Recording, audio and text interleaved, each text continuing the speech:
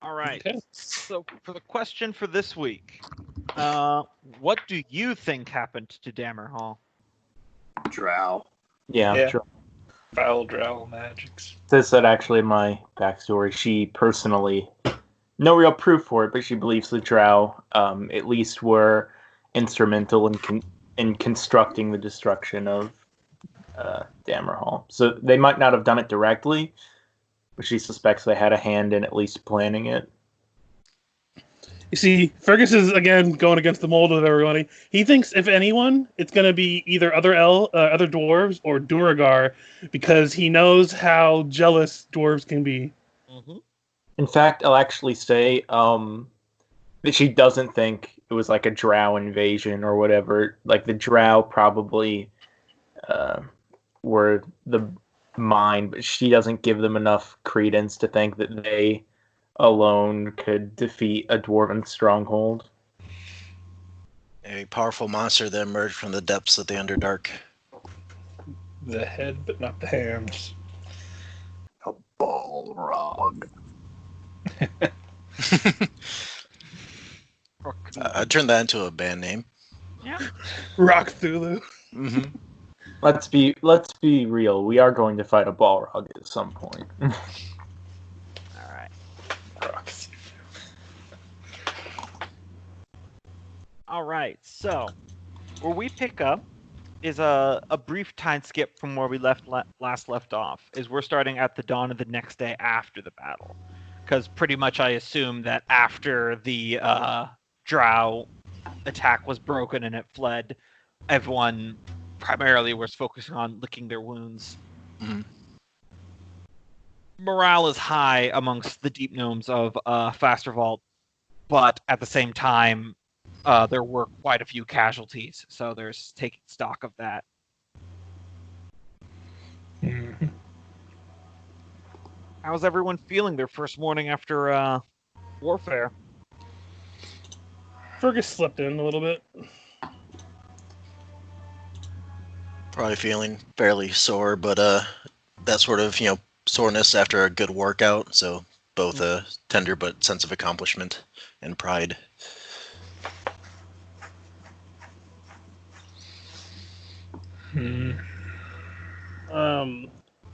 When he did get up, though, Fergus would first thing go and start helping collect any of the weapons and armor and stuff off the dead drow to help replenish the gnomes' stores of armors and weapons. Mm-hmm.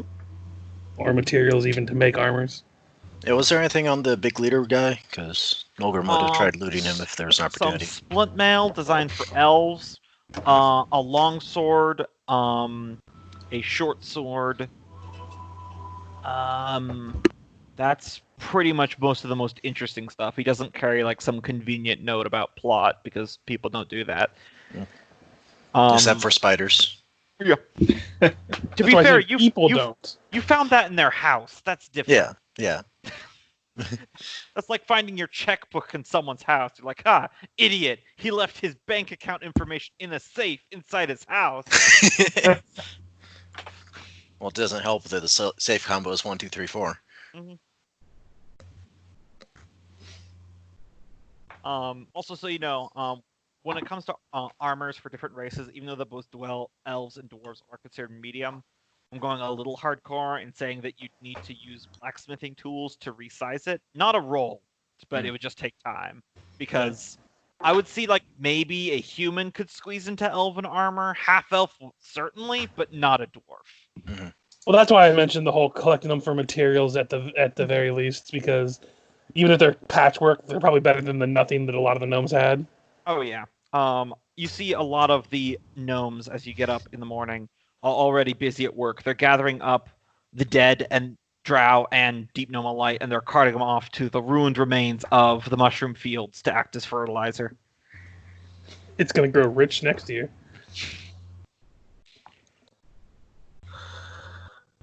At least one of the fields would have been somewhat spared, although the drow probably ran amok in either of them. Yeah, it's mainly just trampling, not like intentional malicious destruction. Well, that means at least they might have some foods left over in this one. Plus, I forgot who said it, but that was one Nolgrim. Nolgrim came up, put up for the idea of stockpiling food just in case. So there won't be any starvation in the short term. Freya is probably up early, loading the steel defender into the back of the cart, Mm-hmm. getting ready for us to head out once again. Does she have a name for it yet, or is it just called the Steel Defender? Yeah, I haven't come up with a name for it yet. Esty. I'd perhaps be talking late morning with the quarrymaster about plans to fortify their town. Mm-hmm. Now that they're their own nation as opposed to a vassal. Nolgrim will join that, saying that, for instance, they've already have a wall going up here, might as well make good of the work that was done there and turn that into a proper wall and just put a doorway in. Yeah. Without going into the full conversation, he's saying that to do that, they'll need to actually disassemble what they already made. Oh, They didn't that like was a hasty more. block Yeah. off. There's not even like any like mortar in it. It's literally just stacks of marble blocks. True, but at the same time, it's already moved there, so half the work, or a good chunk of the work's done. No, lad, you need to lay a sturdier foundation. Especially since that's probably the direction you guys are going to want not to be leaving from. Mm-hmm. Yeah, considering we have a wagon and that's the only big path that way. On that remark, perhaps the general Underdark map for a minute. Sure, absolutely.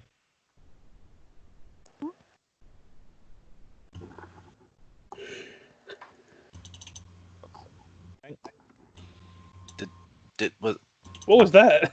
Oh, I upgraded to premium, so I got effects now. Check this out. Whee! I was gonna say that's cool. Yeah. You can shoot laser beams. Yeah, I ran the other group last night, so I had a fun thing. Hold on, let me. Yeah, here it is. A player character died yesterday, and he was a dog, so everyone was taking it really bad. So every time it was his turn, I just did this to his token. Nice. Let me know how you do that, because I think They I got got- premium still yet. So When you're GMing, it's just like just below the paintbrush, there should be like a little lightning bolt. ooh, okay, I'll definitely have to keep an eye out for that. Yeah, I only have the pro. I'm not rich enough to afford the premium. So we know that this way is the eye at the very least. Yeah. If there's maybe another path or anything that connects. I think the middle one's the don't. eye, and then the other one. No, because this is the southeast tunnel here, and the eye was to the southwest. I thought the middle one was the eye because it widens out after you get to the point, This and one- this is just this a one is- narrow. This one's the eye right here. Okay, yeah, that's what I thought. This is just a Yeah. separate tunnel that's not named, I don't believe. Yeah, it's those dotted line ones are narrow enough that you would have to walk single file through. Mhm. Yeah, the All eye right. is relatively easy for us to travel with by wagon until you get to that one little choke. Okay. So it's backwards on that, but we also know that this is just pretty much one solid tunnel Mm-hmm. all the way back this way. Yeah, we're gonna want to head that way. It That looks way? like it might be. Yeah, it looks like it might be. I think Oh, yeah, that way that- leads. That I- way leads to the Drow Fortress, doesn't it? Or didn't we talk about that to somebody? I don't know if we actually know where that is. I don't recall any specific talk about it, although it'd be a good thing to talk about with the townsfolk before we leave. Yeah. Yeah. I think Ivy said something about how this led to the fungal jungle, Yeah. and it was on the opposite side of the fungal jungle. Mm-hmm. That's what was said. See, I'd be listening sometimes. Let's see. At the very least, if they can spare it, we should stock up and each carry on ourselves at least 7 days worth of food. Mhm. And the rest of the wagons. I believe someone already stocked up some before the battle. Yeah. Yeah. Thrum bought 400 pounds of fish and mushrooms. Good thinking. Do it while the market was still in our favor. Now let's sell it back to these suckers at a profit.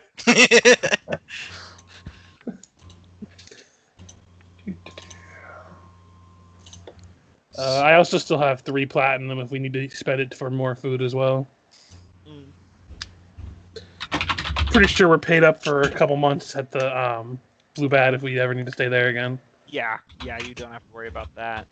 So since you guys were talking to the quarry master anyway, the foreman, it's going to take about 3 days. They already start today for them to clear that wall with enough space for you to get your wagon through. So you got a little bit time in town if there's anything you want to do before you go. Or we could, well, I say we could scout these tunnels a little bit, like just out and out and then back, and then we got our wagon. Yeah, if you want to do it on foot, you absolutely could do that. Certainly no one here is going to steal from you guys at this point. Yeah.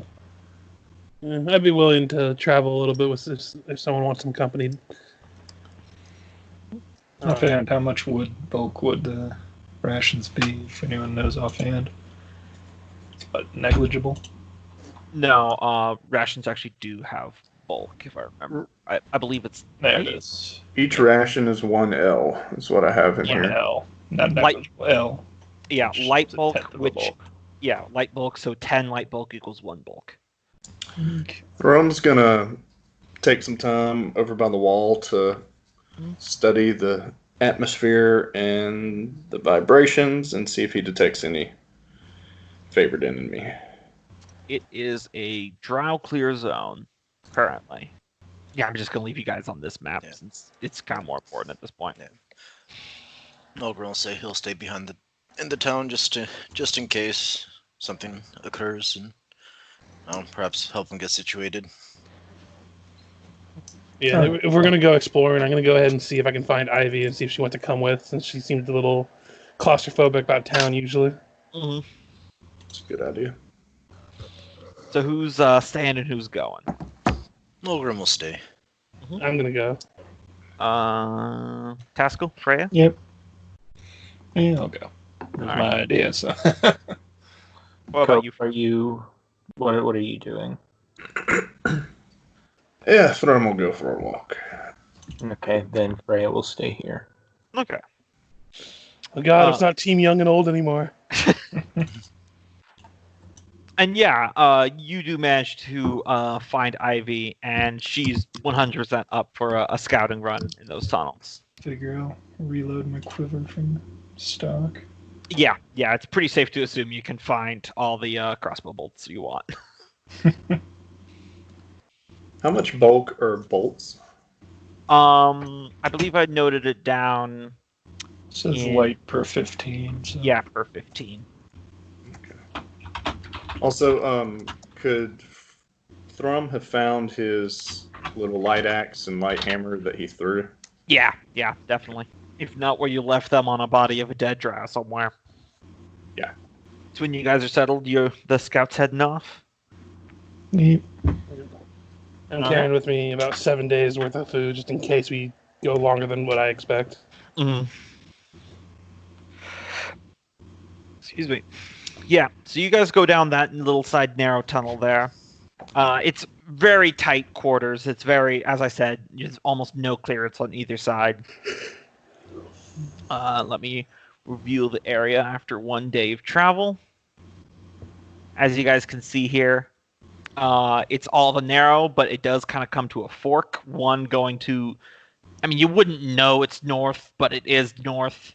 And then the other way is the path leading back towards the larger cavern. This is where the gnomes that you rescued splintered off before. So we've come to a fork. Which way do you think we should go? Unless we're looking to see if we can pick up any stragglers, I'd suggest we go the route that we don't know the results of. If we go the other way, we just go back to the way that the gnomes let in. Yeah. So this way. See where it goes. All right. And those of you who are staying back in the village, if there's anything you want to be doing during these multiple days, please speak up. Just so we know, because I don't want it to be one of these things where every day feels like it takes 20 minutes of real time. So. Well, I'm probably Let me check the infusion rules, and I'll get. Yeah, no problem. All right, so let me keep track of the days here. Because fun fact, that battle happened on day 30 of your expedition, almost exactly 1 month in. Yeah, I remember you were saying something about that. That was pure coincidence. Okay, so you guys continue what we know is north. It's still the narrow tunnel, and it's still progressing upwards. Thrum would take a minute while we take a short break for lunch or something, and he's going to use primeval awareness to detect for enemies. Favored enemies. Yeah, you're still not picking up any drow, so any sort of stragglers must have really beat feet to get out of here. Okay. They did say that the taking down the wall would only take 3 days. Yeah. If we press on any further, we might be a little delayed to set off if we want to head back now, or we could probably push in another. The rest will just have to wait for us to be back. I'd say let's head on back. Alright. Get our gear and. Yeah. I would ask Ivy, like, do you know where this path leads to? She says, I believe going this direction, it connects to a wider tunnelway, slowly working its way up around the perimeter of the fungal jungle. I'm just being told. I do know it does lead to an area called the Lake of Diamonds. Sounds Thought like a you were sight. Thought you were going to say Lake of Death for a minute, and I was about to turn around faster than anyone else. I'd love to see a lake of diamonds. I bet that's beautiful. I haven't been out this way much myself. I've only ever been to the very edge of the fungal jungle, and that's about as far as I've gone. Heard lots of stories, though. How many Right. days does it take to get to the fungal jungle? Depends which direction you're going. A week or so, maybe? Depending.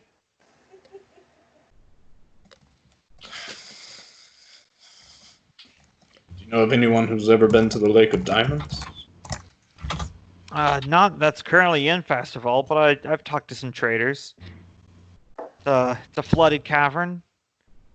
Crystalline structures underneath the water. Heard some interesting stories about some predators that live out there, but nothing I've ever seen myself. Yeah, we'll have to talk about those on our way back. Sounds an interesting sight. Aye, flooded cavern sounds promising too. But for now, there's the question of if the Drow are going to rally at their fortress and the fact that it stands between us and our goal. Yeah, an alternative route might be preferable if we can find one, but who knows if we will. So what are you suggesting, Taskill? It's been 2 days. They're probably nearly clearing that road out. Say we go get our supplies and head out to the fungal jungle first. If it is, Thought you were about to say we needed to go attack the Drow fortress. it is in our way. And if we want to ensure the freedom of our new allies, then it will have to fall. Huh. Oh, Lord. That's a bloody big leap there. We can try to bypass it if you two wish, but then we'll have them at our backs, and who knows when they'll next attack our gnomish friends. Ivy, which way is the Drow fortress that's close?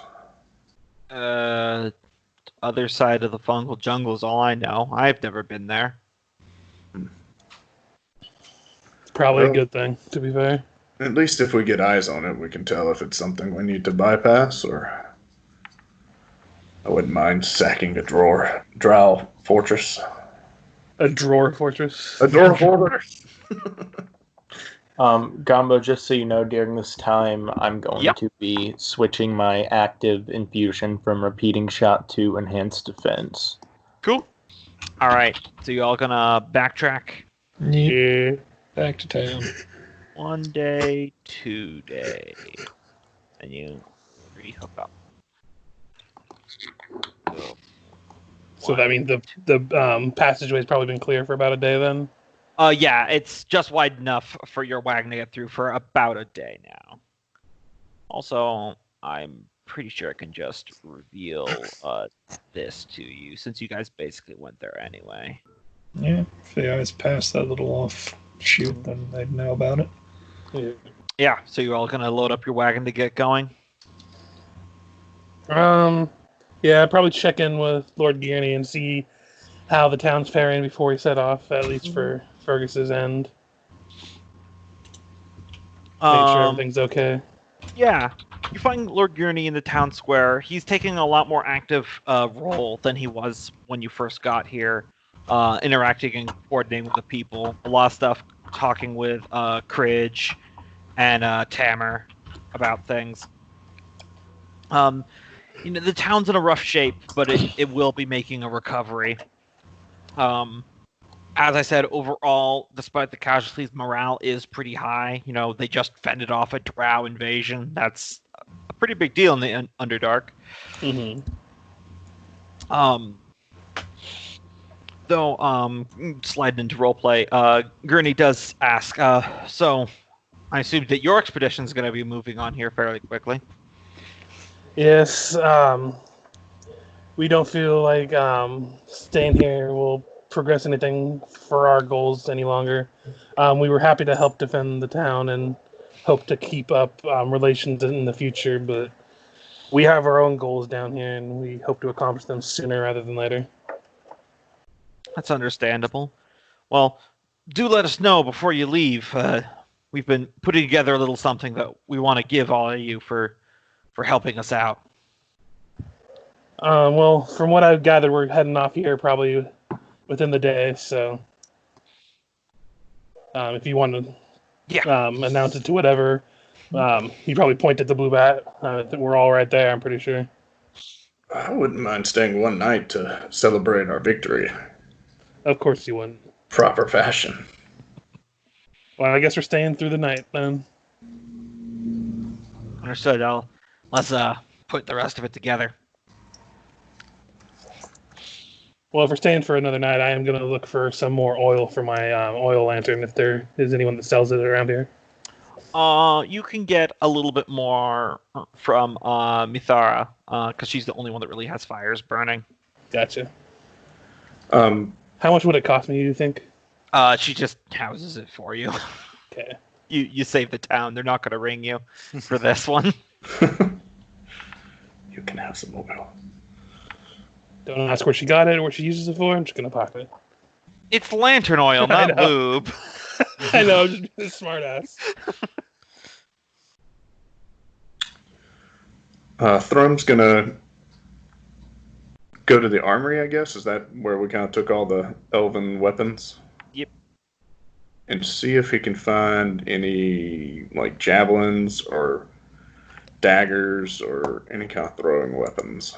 There are a few daggers, but no javelins.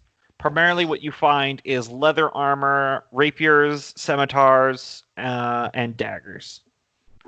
Okay, he'd take... They did have a few heavy crossbows, but those are at the bottom of the stock lake now. Yeah, that's true.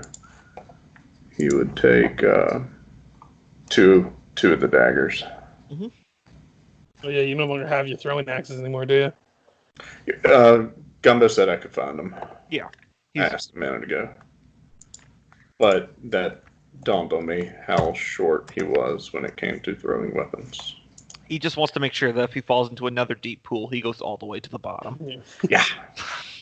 Keep in mind, just because you could just tell at a casual glance, Fergus always has 2 extra knives on his belt in addition to his short sword, so in a pinch if you need them.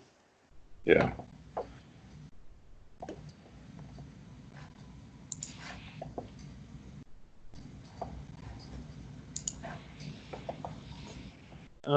I would inquire actually to Ivy if she was still wanting to travel with us or not. Oh yeah, she very much wants to still travel with you guys. That's not something that's changed. Yeah. Fergus wanted to check to make sure because she had a change of heart about helping, so wanted to make sure there wasn't a change of heart about other stuff. So Yeah, if you bring up the whole helping thing again, she's like, "Listen, you guys were my ticket out of here. Just would prefer if he didn't die." Well, I mean, I prefer I wouldn't die either, so I appreciate the help.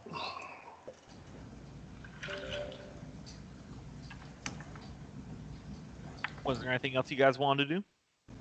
I'm just waiting, probably having some celebratory drinking during the night and preparing mentally for whatever the talk they have planned. We'll start Thrum would ask around while he's, enjoying a couple of celebratory rounds and ask the people he knows for any information about the direction to. We know the name of it, don't we? Voice, the Drow Fortress. Yes. Without even needing to roll, there's basically no one that leaves this cavern. Ivy is like the most well-traveled person now that the sheriff is dead. Have they heard any kind of idea about what direction it might be in? Just beyond the fungal jungle. That's what we've heard. That's where we're going. Okay. And then what direction's fungal jungle? That leads there, and fungal jungle is this way. Okay. Yep.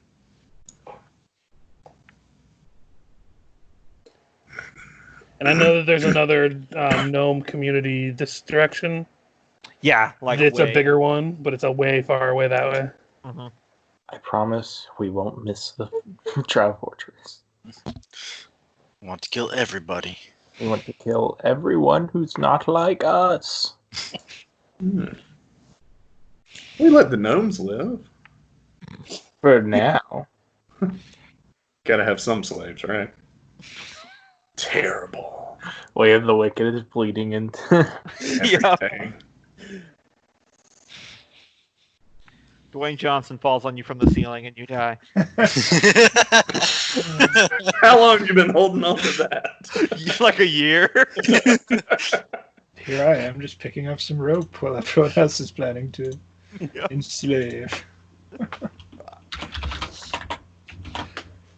you consider that light or one bulk for rope? Rope is like one hemp rope is like 50 feet, which if you've ever held 50 feet of hemp rope is definitely one bulk. Okay. Sounds like I'm running up against my carry limit either way. Yeah, do we want to stock up on rope and stuff? Because that is something we're going to have to deal with at some point. With climbing. I think we've got a lot. We've got... Thrum has... Do we have a climbing kit? I have a grappling hook, and I have rope, and I have pittons and a hammer. So if I need to make like a makeshift climbing thing, I think that's enough. If we have pittons, were the thing that I didn't know if we had. I have 10 of them. So yeah, I've got 10 as well, and then 100 feet of rope. Yeah, I have 50 feet of rope on me. I'm just looking for sundries that aren't covered in the kit I started with as a cleric, which included rope. I know nothing about climbing in real life, so. I actually spent extra money at the beginning of the session that I had, because you start with a little bit, to buy the grappling hook, even though because it didn't technically come with my supplies. Mm-hmm. But it felt like something if you're going into a cave you might want. It's a reasonable assumption.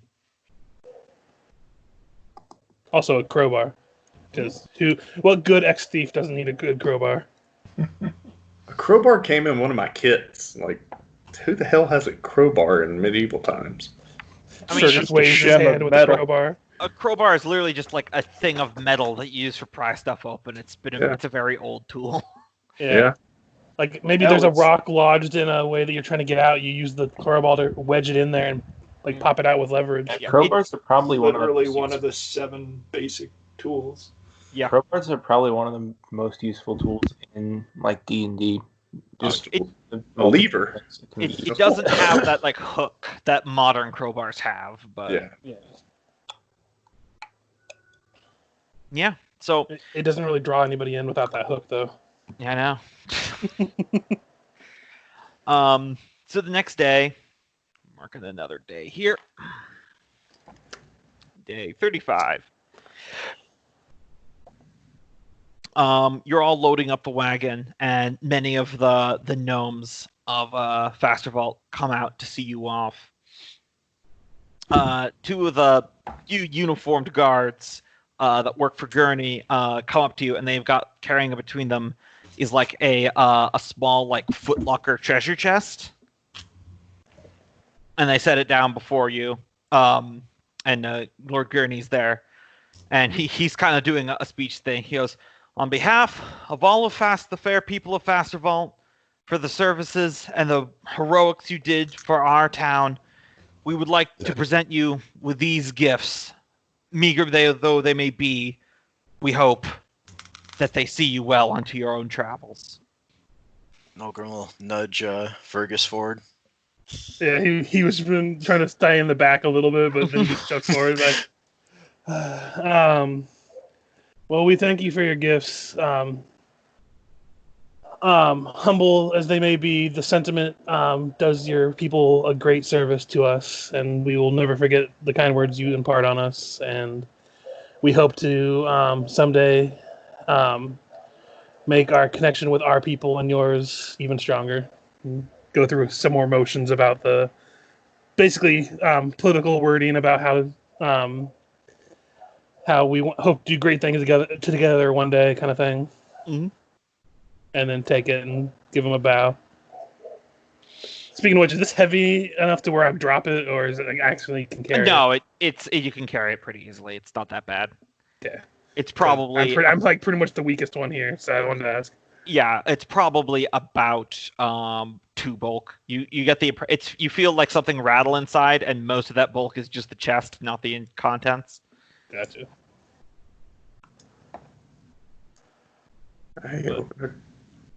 But if anyone were to say anything else, I would probably just take it to the wagon to open it up after we leave. To not, I don't know. That seems that poor taste just to kind of open it in front of the town. Mm-hmm. But I don't know.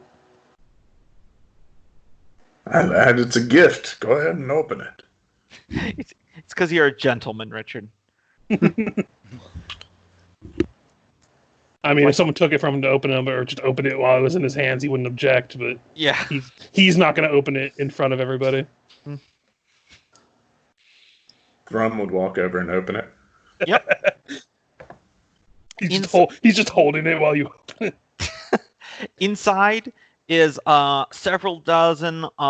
They're not really cut. They're just look like they're pried straight from the wall. Gemstones, varying colors and sizes, rubies and emeralds and such. He'd pick one up and eyeball it, put it back in, walk over to Lord Gurney, and say, "Aye, a right fine gift." And he'd shake his hand, or reach out to shake his hand. Yep. He would shake back. He'd say, "Here's to the chief whose heart is brave, that merrily lives in the mountain cave. Good luck to you and your people." He puddles up a little bit, and it's like, "And to you and yours."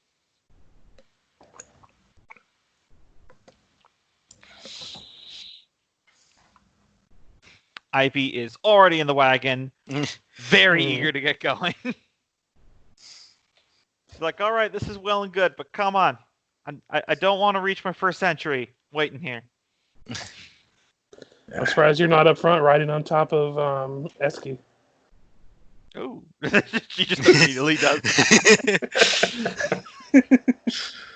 Nice. Then Fergus takes his spot in the wagon. Mm-hmm.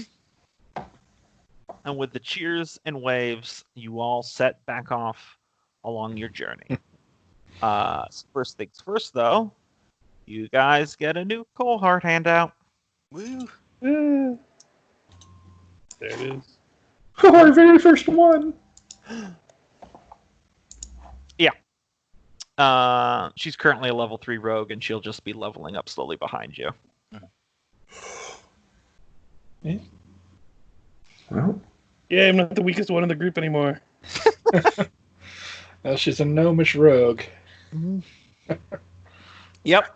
and has advantage on stealth in rocky terrain. So, Yeah. Very stout. Well, we have our first backup character. All right. Well, we know our path for now. You, If there's nothing that happens and nothing that wants to be done along the road, we might as well. yeah, we can just fast forward that. Ooh. 1, 2, 3, 5. I will say, even if it's not necessary during those paths, every night he'd be putting the alarms set up Yeah. around the wagon itself. Let's discuss food again one time. I had a note on here that it was taking 14 pounds of food. 2, 4, 6, 8, 10. So each human takes 2 pounds is what we had. Does that sound right? Mm-hmm. And then the yak eats 4 pounds? Mhm. Okay. Now you have Ivy to feed as well. So 6 people. So we need 12 plus 4, 16 pounds now daily. Being a small creature and a rather petite gnome, she probably eats less than you do. So, Say 1 pound for her. yeah, 1 pound. So 15 total. Ivy, what lasts longer, these mushrooms or these fish? I don't know. I know a lot of things, but food isn't one. Which do you prefer, the fish or the mushrooms? I like your cheese, personally. You could have some cheese. Give her a Yeah. pound of cheese for the first time. 2 weeks later, the repercussions are real. Hey, she won't be eating as much for the next couple nights after that because she won't be able to fit anything else. I suspect the mushrooms last longer than the fish. Probably. Yeah, logically out of character. Well, we'll each be eating a fish. Let's try to. Anyway, we can go on. Okay. Got it. Is our wagon like one of the top wagons where it has like a cover on top of it? No, it's open top. Okay. It's not all Oregon Trail. I just had a fancy idea, but it only worked if there was a top on it. So. Yeah, no. And we probably got a sheet to cover it, but Nah, this would actually have to be like a wooden top. framing. Essentially, I'll just tell you what I was planning, but it didn't really work. If we had like a wooden setup, we could have like made a makeshift like mushroom farm on the top, so we could like You've plant been some playing mushrooms. too much 7 days to die. I mean, this is also from just other games too, but yeah, 7 days doesn't help. I mean, realistically, it could technically work if we had a better setup for a wagon, but it would require a little bit more fancier than what we could have gotten. Then the question would have been, who are going to kill to fertilize the mushrooms? I mean, I'm sure we're gonna kill something down here. Problem then becomes the horrible smell, which is sure to attract more things that want to Hey. investigate the horrible smell. Free food every time we kill something. And the bag Our is farm is supposed- getting out of control, guys. We just become dwarven farmers underground at that point. All right, so you guys ready to keep moving forward? Yep. Yeah. I assume since you're not backtracking, there's only one direction you can really go. Yeah. So, How many days did we just take? 5. Ah, shit. Decisions. Forks in the road. Fortunately, we've got someone who's got at least a small idea of where things are. Yeah, Ivy is pretty certain that this way leads to the fungal jungle. Though she has heard tell that there is more than one entrance. It's just that direction is the one that she's been to. Yeah, it's a big enough feature to be a landmark as such. To the point that even if you haven't been to it, you've heard of it. There are probably more than one. But let's go with the one we are reasonably sure of and continue straight ahead, I'd imagine. Yeah, speaking of Oregon Trail, let's not end up like the Donner Party. Though we are having blank spots in the map I've been keeping as he shows off his cartography skills. Well, a couple many- of these we can probably fill in on our own map. Like, we're reasonably certain. Yeah, out So- of character, I'll just reveal that one because it's pretty obvious what's going on. Thrum, is your elven senses tingling? And with that, Thrum would stand up and walk back because he had been over there. Mhm. meditating, and does he detect any? Currently, no elves. Okay. But what is your passive perception? I think we have a sheet on the thing. Oh yeah, that's right. I always forget that I actually had you guys set that up. Sorry. Camping notes. I know this. Taskill has the highest at 14. Yeah. Nolgrim has the lowest at 9, so everyone else is a range between there. Yeah. So on the day after you pass the two forks in the road, you're doing a slightly ahead of the group scout feel there, Thrum, and you hear a very faint sound of through the tunnels, it's like a clicking sound, and then tap tap tap tap tap of the echo, and then it'll be like a couple minutes, and then tap tap tap tap tap tap tap tap. Hey, I missed that. Sorry, I lost power over here. Oh, okay. Storm going through. Where did it leave off? Passive perceptions. Okay, yeah. On the day after you pass the branch you pass there, Thrum, when you're doing like a forward scout thing for drow, you don't pick up any drow, but you do hear like a click sound followed by the echoing sound of like tapping. It's like tap tap tap tap tap tap tap. Very faintly echoing through the tunnel. Is there anything he's encountered in the past that would remind him of? Roll a knowledge nature. Can somebody roll that for me? I think this is you, What's buddy. your bonus? No, I mean I can't get back into roll 20 yet. What's your bonus? Here, I'll just go to his sheet. Okay. Sorry, my internet's gonna have to No worries. reboot. You don't have knowledge nature trained. Interesting. Well, you have a lot fewer skills, both Yeah. period and trained in this edition. Mm-hmm. Although Well, a natural 19 helps. You still got a 20. You know those signs there, Thrum, as that is the echolocation of a hooked horror. A rather deadly underdark predator that stalks tunnels using echolocation by rasping its long hooked front claw hands on the walls. Oh shit, that probably means it knows we're here. I might have a bead on this, ladies. Looks to only two ladies back at the rest of us. And with that, does he know any weaknesses it has, like fears? Not precisely. You know that it is blind outside of its echolocation. They are very deadly.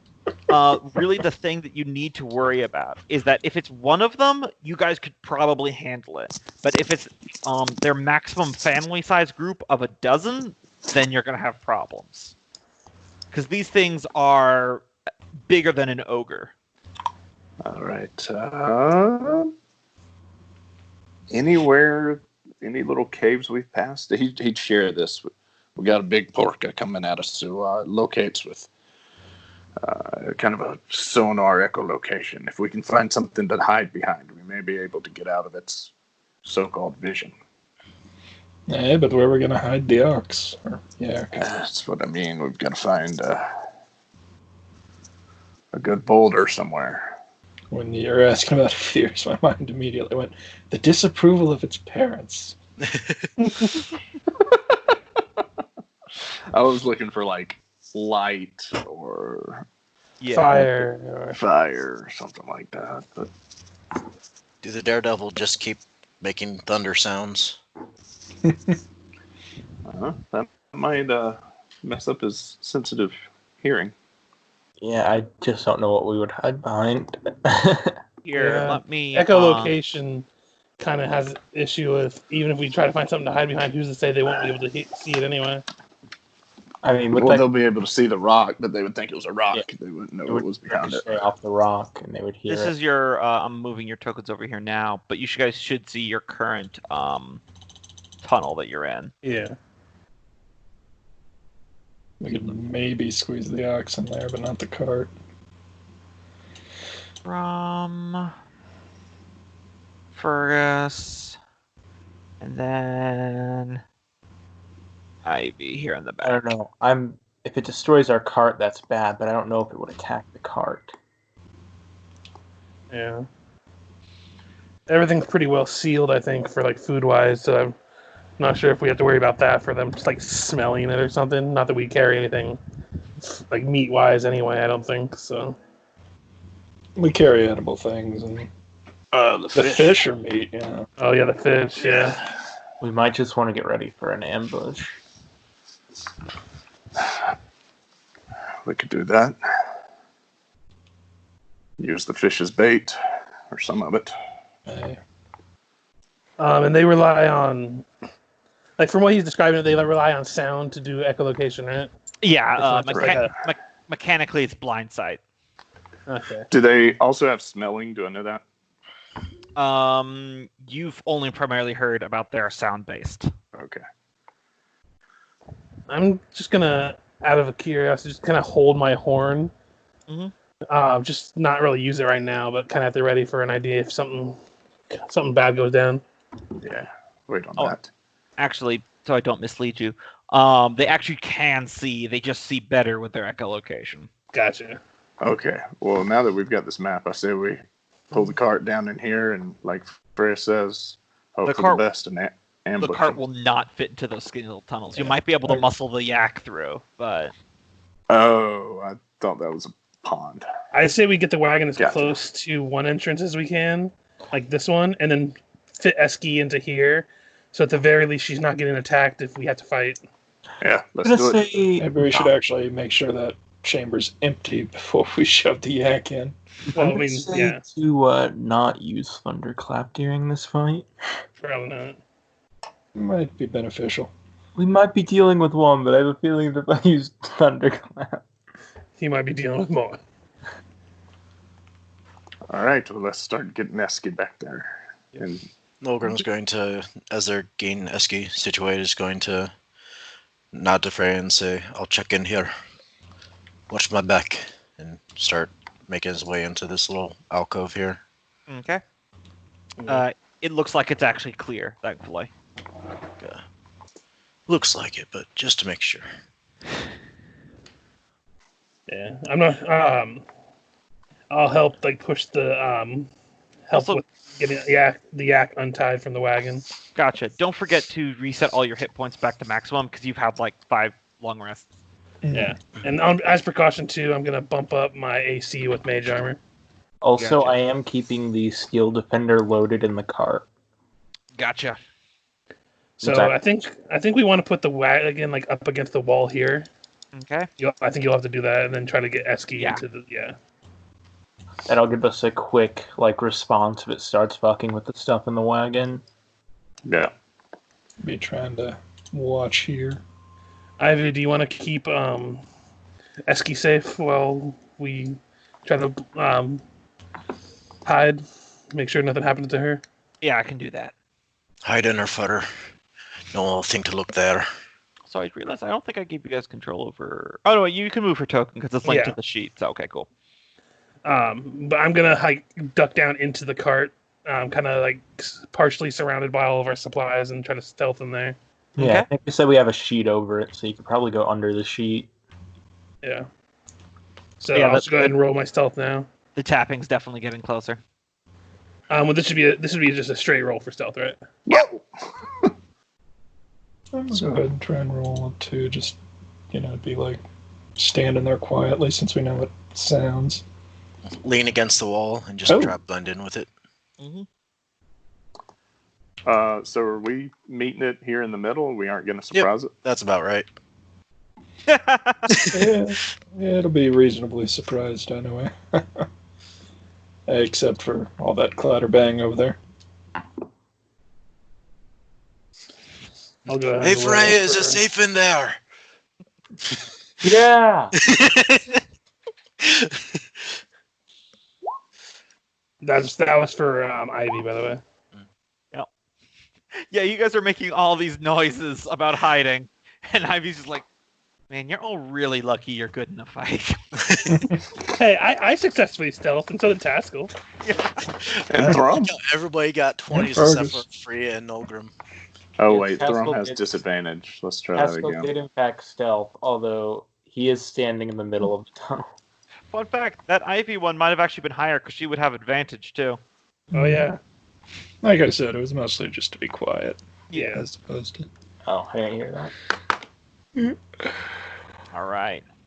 Around this time, running the corner here is this puppy. Oh God, it's a bird. Yeah, It's a big fucker. it's got a featherless, hairless avian head with these milky eyes. It's got kind of like a bloated body, and it's got these almost like beetle-like armored portions across its back. And I forgot the name of it, but you know that one Godzilla monster that just has hooks instead of hands? Rodan, I think it was. I don't know. Either way, it just has hooks and no hands. It's just bony hook spurs that come around. So it's like a weird bug bird that has like mole qualities. Yep, and it walks on 2 legs. Weird. Yeah, this I is don't classic think- D&D. That's why it's called a hooked horror, not a hooked. Oh, look at it. It looks nice. I am actually trying to find it now. Yeah. I don't Here. think it's Rodan. Rodan's like the bird-looking one. I mean, technically that's a bird-looking one too. I Oh, forget gee, I just looked up a picture of it. That is, the hook those horror. claws they aren't claws. It's like its arms are claws. Yep. What was it called again? Hooked But horror? here, I'll Horror. just drop it. I'll just drop it into the chat for you. That's what it looks like. Yeah. That's a monster. It's classic. Gigan, that's the one. That's a Godzilla monster you were thinking of. Yeah. I'm not up on my latest kaiju lore. I looked at the image on Google and I found an owlbear versus hooked horror picture. Yeah, so it rounds the corner. You're all being very still. And it kind of stops there, and it looks back and forth. Well, that's kind of awesome. Taskill, Nolgrim, you have the faint, eerie sensation as it looks at Nolgrim, then Taskill, then back to Nolgrim, and lifts up one of its hooks, and it just clicks on the wall, and then it's still, and it screeches, and it's going to charge. So, Initiative time. initiative time. Alright. Can I do a Ready. knowledge Let's nature drop so if it just called more? Sure, you can see. It stops and like to ready an action to attack it if it gets closer. You have no idea, Thrum. 7 on the initiative, baby. You're a caster. That's expected. Same with the cleric. Mm-hmm. Oh yeah, I forgot to enable the thing for tiebreakers. Oh, Oh, it is for me. It's no sweat. Usually, if you guys are the same, how I like to do it is that if it's 2 PCs that are tied, you guys can just decide. If it's with an enemy, the PC always wins. That's how I like to do it. All right. So if everyone's up there, descending. And it clearly looks like it's charging. Yeah. Okay, so I'm gonna pop out of my hidey hole under the blanket and I'm gonna take a shot. Okay. Would this be considered stealth attack or no? Let me see real quick. 'Cause I got a 20, so It would not. okay, so just flat roll. Yep. That's fine. Turn sneak attack off for now. It's a blind sense picked you up, is what happened. That's cool. Yeah, just zeros. 11. 11. Nope, that does not hit. It No worries. takes off of its kind of weird, chitterous, hairless body. I'm gonna go ahead and use my bonus action to give advantage to Nolgrim for his next attack. Gotcha. Ooh. Nolgrim. Nolgrim will point to him and say, "There's a debt on your head on behalf of your ancestors that I've come to collect on the behalf of mine," and hit him with my grudge. Nice. Yeah, you get like the ghostly overlay of a dwarven patrol being just torn apart by like a half dozen hooked horrors all at once before you snap back to reality. Then I'll smack him with a Eldritch Blast. All right.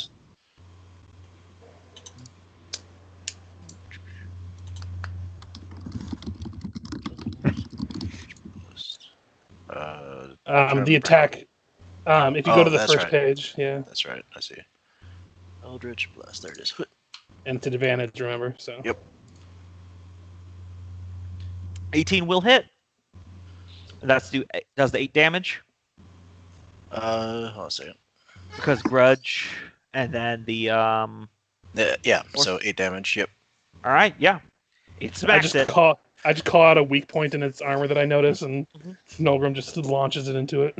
And then I'll equip my sword and shield, or my pick and shield, as my move action. All right. Ivy's up. Sounds like Richard's controlling her. I just gonna did have because her- no one else. Yeah. Anyway. Probably just keep stealth right now. Yeah, that's probably the smart call. And then it's its turn. Also, did I actually? Yeah, I can do this so you can see its name. Because why not? All right. Its movement. Yep. It will move into melee right here. Or actually, right here. It's got enough movement for that. And it'll do one hook against Nolgrim and one against Taskill. It's got 2 attacks. So Nolgrim That'll miss. and Taskill. Ooh, natural 1. Very much a miss. Off to a good start. Thrum. Thrum will shout, "No, you don't, Parka!" And then, as a bonus action, he is going to start huffing and puffing and go into rock giant form All right. uncontrollably with his anger. We really left need to just work on some his space for vocabulary for enemies. Yeah. It's a Parka. Bloody big one. And he will... It's not a bunny. What? You click on the name of the weapon, right? Yeah. Okay. He'll swing his battle axe at it. That'll hit.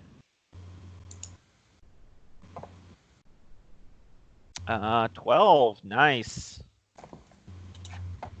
And this thing is really beefy, but it's taking damage. Let's hopefully not find out how much damage it can do with those attacks. Mm-hmm. Oh, I almost forgot him. The Underdark music is fine for now. All right. Taskill. Well, came on me faster than I thought it would, but I deflected its blow. And let's counter with our battle axe. Did he just narrate that out loud? Oh, yes. Because I mentioned, I wanted to prep an action, but Yeah, that'll hit. it doesn't matter. Because narratively, it was awesome. 6. 6 damage. Yep. Another chip out of it. Freya. Okay, I'm going to This little nip is sturdy. peek out through here. I don't know if I have any there's a lot in the way here. Just because Thrum is really big, I would say probably you got some obscuring going on there. Yeah. Probably then let's climb over the cart, I guess. It's the lower part of the cart that's in front of Yeah, you. I just call it difficult terrain, so double movement. That's 5, 15, 25. That's where I get on. And then the Steel Defender is going to come on through here. I can move through allies, right? Yeah. I only don't allow movement through allies when it's like explicitly super narrow terrain. But in this tunnel, it's fine. And then it'll get an attack as he goes through there. I don't think it actually will, because you don't get an attack for going around the area that it's... Yeah, so long as you stay within its threatened area. 5th edition would break Remia's build so hard. I know. Okay. Then he's going to attack with his Force-Empowered Rend. Of course, so would Pathfinder 2nd edition. So. Yeah, that misses. What are you going to do? All right. Fergus. Okay, first up, I'm going to attempt to shoot the thing. I assume it doesn't have cover because I'm higher up on the wagon, so I can get a better shot at it. Yeah, that's fair. It's a big one. If it was a medium, you might have problems, but that'll hit. So I do 15 points of damage. And for my bonus action, I'm going to give Thrum advantage on his next attack by basically screaming at and telling him where I shot it and how it's a weak point in its armor. Mm-hmm. And that's my turn. All right. Nolgrim. Hit him with the water pick. That will miss. Dang.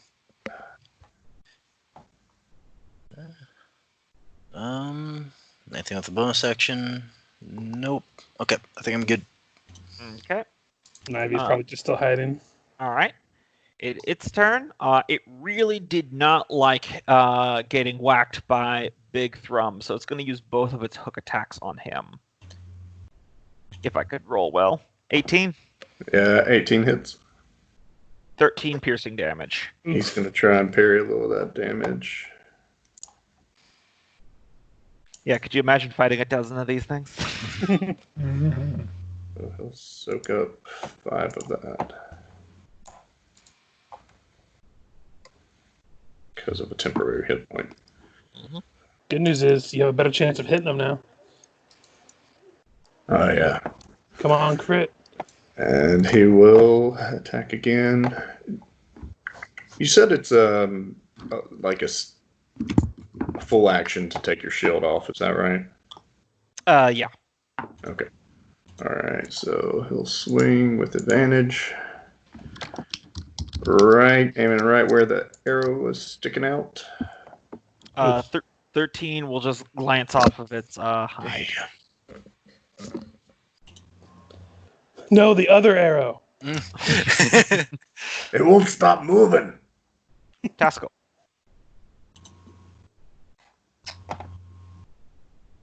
Okay. I think this time I will go ahead and use a bonus action for Searing Smite. Nice. And since that's... I have to hit the melee action to finalize that. Let's try and bring down the axe again. If and when the roll goes through. Yep. Nope. Ooh. Oh. You still get to keep the spell until you hit something with it, or you lose Yeah, concentration. until discharged. Yep. Yeah, so your axe starts glowing with the golden divine light of Father Mountain, but you miss the attack. So now, rules question: if he gets hit next round, does he have to make a con check to keep? Yeah. Okay. Concentration. And that's why Warcaster feat is so nice, because you get advantage on it. Mm-hmm. And does everyone roll Constitution for concentration? Yes. Okay. It's DC 10. That doesn't change. Unless you take a lot of damage. Yeah. Freya. Okay, I'm going to move the Steel Defender right there. Then with Freya, So fairy fire is a 20-foot cube. Mhm.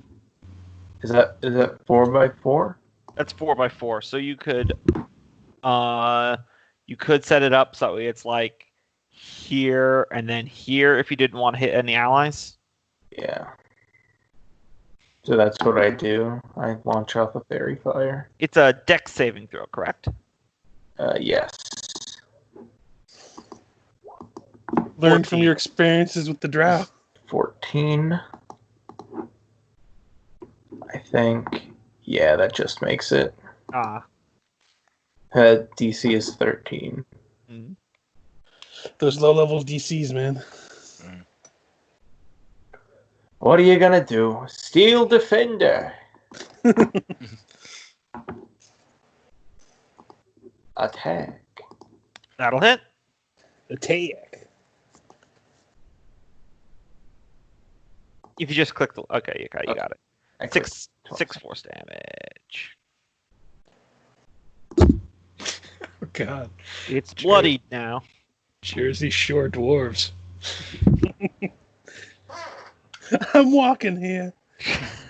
That line was actually improvised because a cab almost hit the actual actor during. Yeah, I know.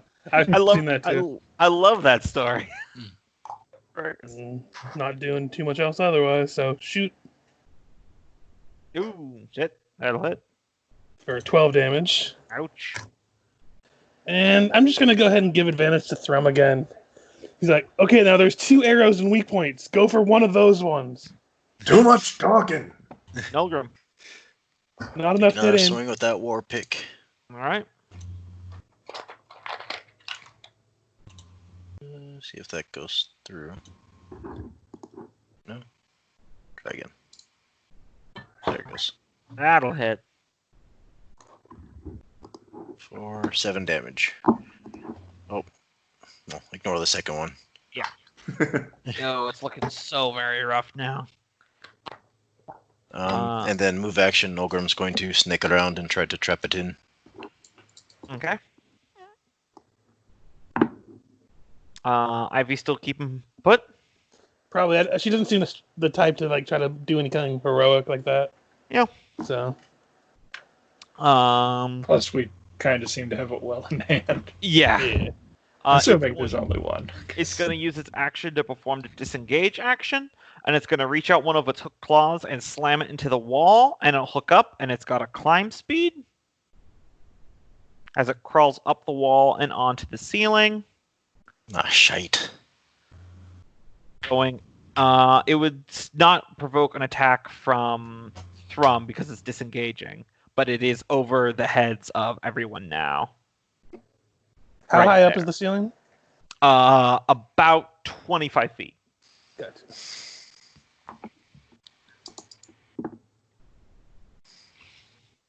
But that's his entire turn. Thrum. Can Thrum reach it? What's your current reach? With yours is 10 feet, right? 10 feet, and if he's 10 feet tall. Yeah, then you can reach it. Okay. Pull him down. So he will. Oh. That's tempting. I mean, technically, in a grapple attempt, it would be an attack roll, wouldn't it? No, it's weirdly enough, grapples are not attack rolls. I don't know why they're not attack rolls. Yeah, Damn. waste the advantage. If you want to, if you think it's cool, do it. It's just advantage. I can give it every turn. Yeah, but I'm probably going to fail hard. This thing's probably got a lot of strength. That's not the spirit. Rule of cool. You know Yeah, you wanna... he'll try and grab it. He'll try and grab the back of it. All right. Suplex it. All right. So opposed athletics. It just has its strength. I clicked the button. 11's not going to cut it. Come on. I don't know why it's oh, 8. Hey. Oh, nice. So, can he grab it and pull it off the ceiling back down? I'll say on your next turn you can pull it off, but you currently have it grappled. So it All can't right. get away now. Mm-hmm. Come back here, you little porker. Taskill, it's currently out of your reach. Mm-hmm.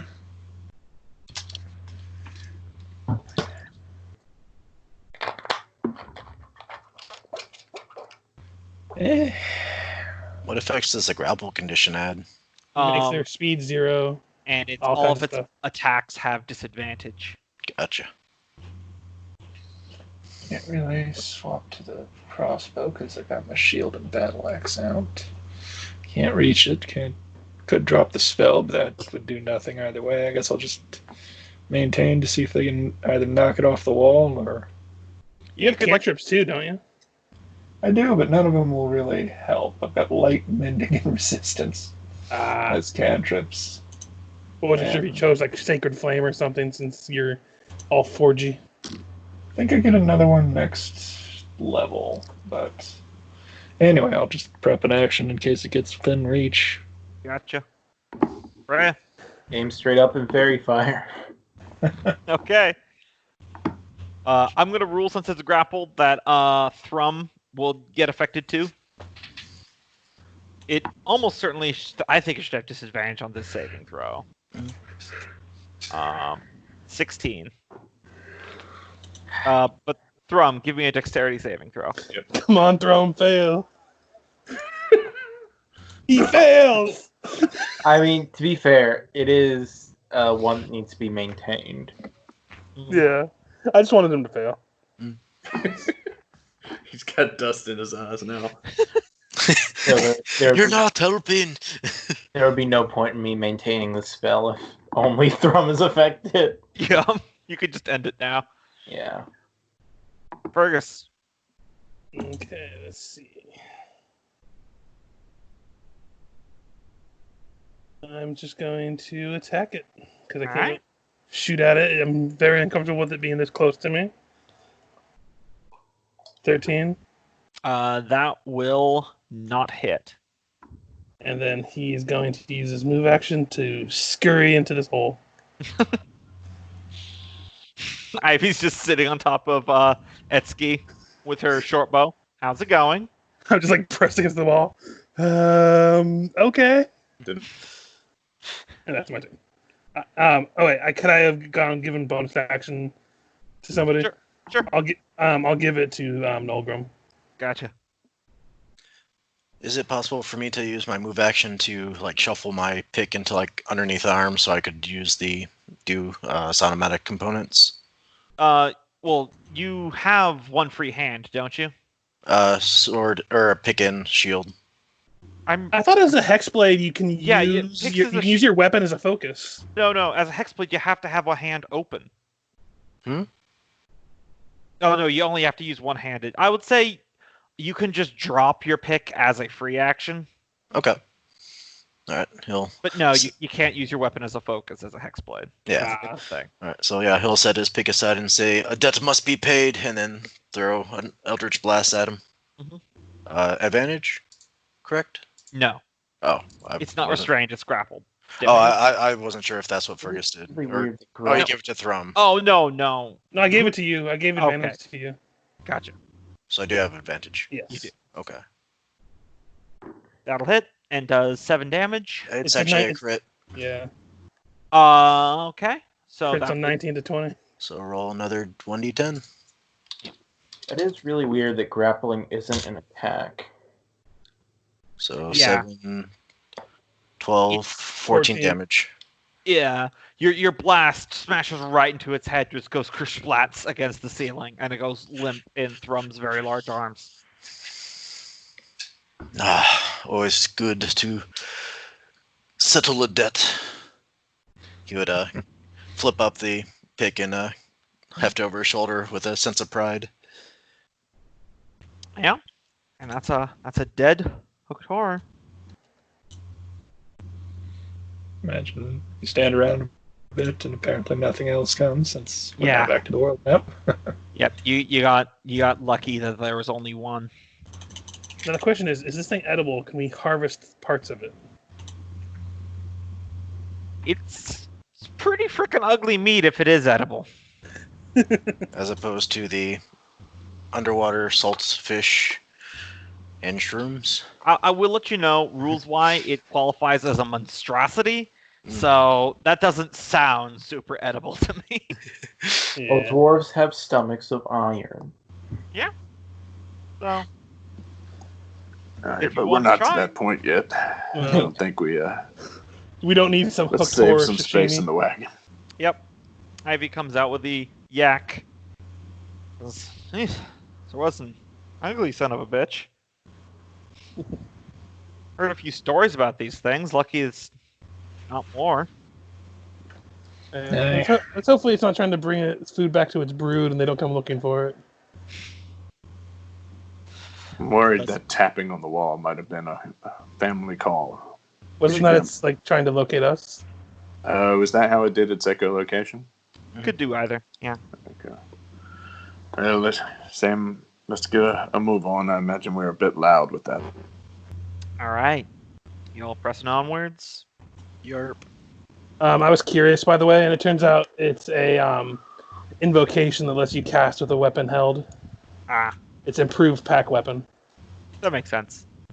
I was just curious because I could swear I've heard people talk about using a sword and board warlock. Yeah, it's either that invocation or since I'm not eligible, I'm just going to do Warcaster next level. Yeah. I was just curious because I'm like, wait a minute. So you come to another crossroads.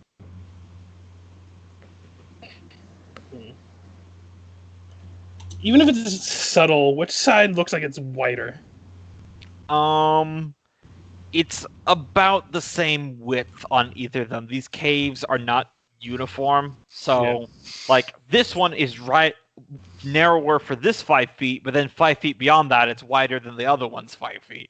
So No worries. I just wanted to ask and see if I could glean anything, but I guess it's just driver's choice. If you look at Thrum.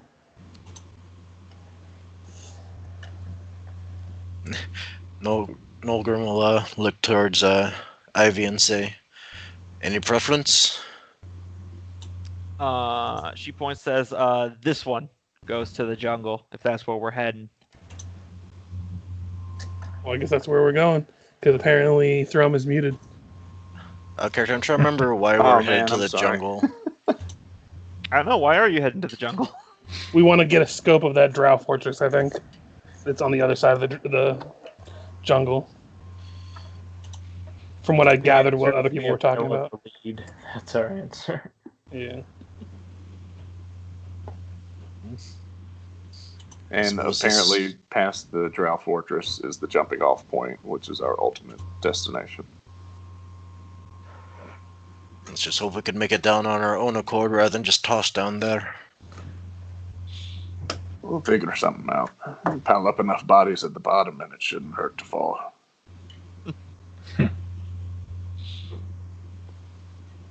All right.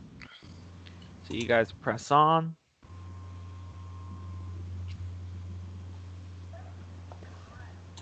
Let's see. This is our 4th day, right? No, this has been. I mean, after the 5 days, the initial get back to the this way. So Yeah. From After here, the initial 1, 5 days. 2, 3, 4. Okay. How many days of food do we have with us anyway? That's a. Don't say numbers. I'm trying to mark down Yeah. the day we just did. I'll just do a brief roleplay thing. Taskill, where are you walking? Like midday, as the expedition is going on. Probably slightly ahead of the cart, and Yeah. Ivy comes over to you, says, "Hey, Taskill, what do you make of this?" And she holds up like an inch-sized ruby that you can just faintly see has various like arcane sigils carved into its little facets. that's an interesting step. And a closer look at the sigils. Should I roll something to... Yeah, you can give me an Arcana. Not trained, but hey, let's roll up. This is a common level magical item called the Ruby of the Battle Mage. You can attune to it, and then as a full round action, you can stick it to a simple or martial weapon, and then that weapon will act as a arcane focus or a spell focus. So functions for either arcane or clerical magic. Hey, that's quite a find. Yeah, I was digging around in that box of gems that Gurney gave us. Suppose I should give those a look later. When we reach camp for the day. This was the only one that looked like it was cut. I don't know a lick about magic, so...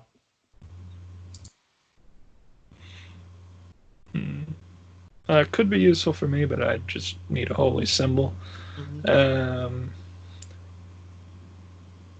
Fergus. Yeah, Fergus. Wait, Hey. why would I need it? Oh, wait, no. Nolgrim.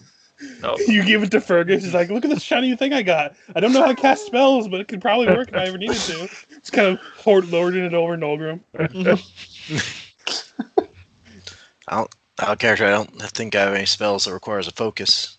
But it also lets you use it, I think, in replacement of certain things. So you have Yeah. a focus, don't you? Because focus waives the somatic component Oh, requirement. really? Yeah, it basically lets you cast spells with still a weapon in hand. Ooh. No gonna very much like that. yeah. Also, Seems you could use it the best. But it's one of the fun, common level magic items. Mhm. There's another one I love from the book that is an archetypical wizard hat, like it's the Mhm. pointy Gandalf thing. I've seen And that one. If you're a wizard, it acts as your arcane focus, and I freaking love that. Like a reason to have a wizard's hat. How great is that? Right. So what was that gem called? The Ruby of the Battle Mage. Fun fact, according to the official rules, even if you pass through an anti-magic field, it does not fall off your weapon unless you want it to. That's cool. Somehow. Somehow. My favorite is the armor of gleaming. It's just armor that never gets dirty. Yep. Fergus will call dibs, I'm sure. Oh, yeah. Oh, no, I like- he would fight people for that. I like the Staff of Birds. The staff that does bird calls. I have on that 5e tools website, I enabled a bunch of homebrew magical item stuff to like browse through. And one of them was just a bunch of different common magical items. Mhm. Like endless chalk. It literally is just chalk that can be used indefinitely. Makes sense. All right. If there wasn't anything else, we can press on to the next day. Although I am Let's curious. look for those gems. Maybe an identify spell cast on them just to make sure. Yeah. And how do you do appraising value of stuff? It's usually just whatever knowledge skill the GM determines to be relevant. Whoops. Oh well. Didn't mean to complete that, but surprise, there's another section to it. Yeah. So while he's doing his checking for magic and stuff, could I help try to appraise it, since this seems like something I would know? Sure. Give me, I would say, an investigation or a knowledge history, I guess. Either way, you can add your stone cunning, so double your proficiency bonus. Okay. Nope, I don't know shit. Even with double, that'd be only a 9. Let me take a look at him, boy. I'm used to working with cut gems. I'm sorry. Yeah, these are uncut, so. Richard, I do wonder what kind of GM tracks a player's chalk usage. You've got 50 uses on that chalk max. You never know. I've played with some weird DMs before. Like the guy who talks about how level 2 would be a good one-shot level. For Wrong 5th with- edition? Yeah. Like, if you're gonna do a low-level one-shot, just fucking do level 1. Level 2 is just, like, insulting people. Level 1 or level 3? Yeah. Yeah, level 3. Make it interesting. Thrum would call Nolgrim over to take a look at the gems. What is it? I wondered if you could take a look at these, boy. You seem to know your stones very well. Gonna give a peruse, just knowledge arcana. It would be knowledge to evaluate them. For value, it would be either, I would say, investigation or history. But you could add your dwarven stone cunning. Alright. And does that make it advantage or double? You double your proficiency bonus. It'd So basically just be adding a 2 to whatever you roll if it's already in. All right. So go with history. I think I'm trying to remember if I have a bonus with history. Let me see. Well, I have Arcana and Investigation as selected skills. No. Okay, yeah, I'll just roll it. History is my bread and butter. So +2? Yeah, +2. Okay, so this +2, 17. You'd wager that collectively, since they're uncut, this is about 100 gold worth of various gemstones. Share that knowledge. No. Remind me, Loki, did you take the relic of the Dwarven Smithy? Yes, I did. Your war pick has a unfilled gem slot in it. Mm-hmm. Yes. You'd wager that if you had gem cutter's tools, you could probably cut down one of these stones to fit into your weapon. Ooh. Oh. You see, now you're going to make us all regret we didn't all take that one. Listen, it's a Dwarven game. I'm going to work those tool proficiencies into everything. Yeah. Literally every single one of the default Dwarven options, I've got something planned for. Don't worry, I have none of those. He would ask around, does anybody have experience in cutting gems? I think this would make a nice decor to my war pick here. Oh, where did you find that pick? Ancestral legacy. Hand down from the family. Well, technically my parents gave it to me, but got it. One of the relics that survived the retreat from Dammerhall. What kind of tools would be used for cutting gems?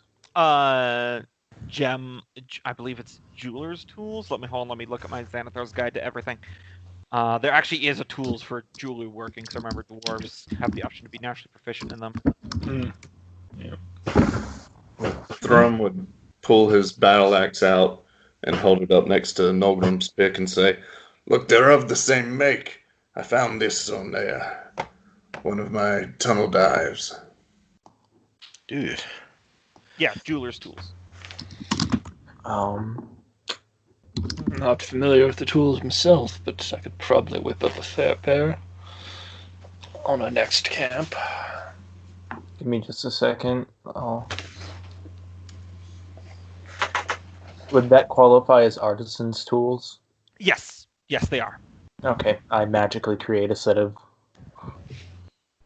using right tool for the job. I imagine it's like a mixture of you putting runes on some stuff, as well as the fact that you're just able to mix and match bits from your own personal kit. Oh yeah, because I've got thieves' tools, smith tools, tinker's tools, and carpenter's tools. Yeah, you just throw open all the pouches. You're like, this would work, and this would work. And done. Yeah, you just need someone who's proficient with it.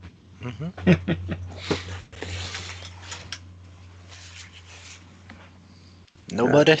I'd reckon one of those gnomes would probably be right good at. Well, let's go back, see if we can get them to fix us up.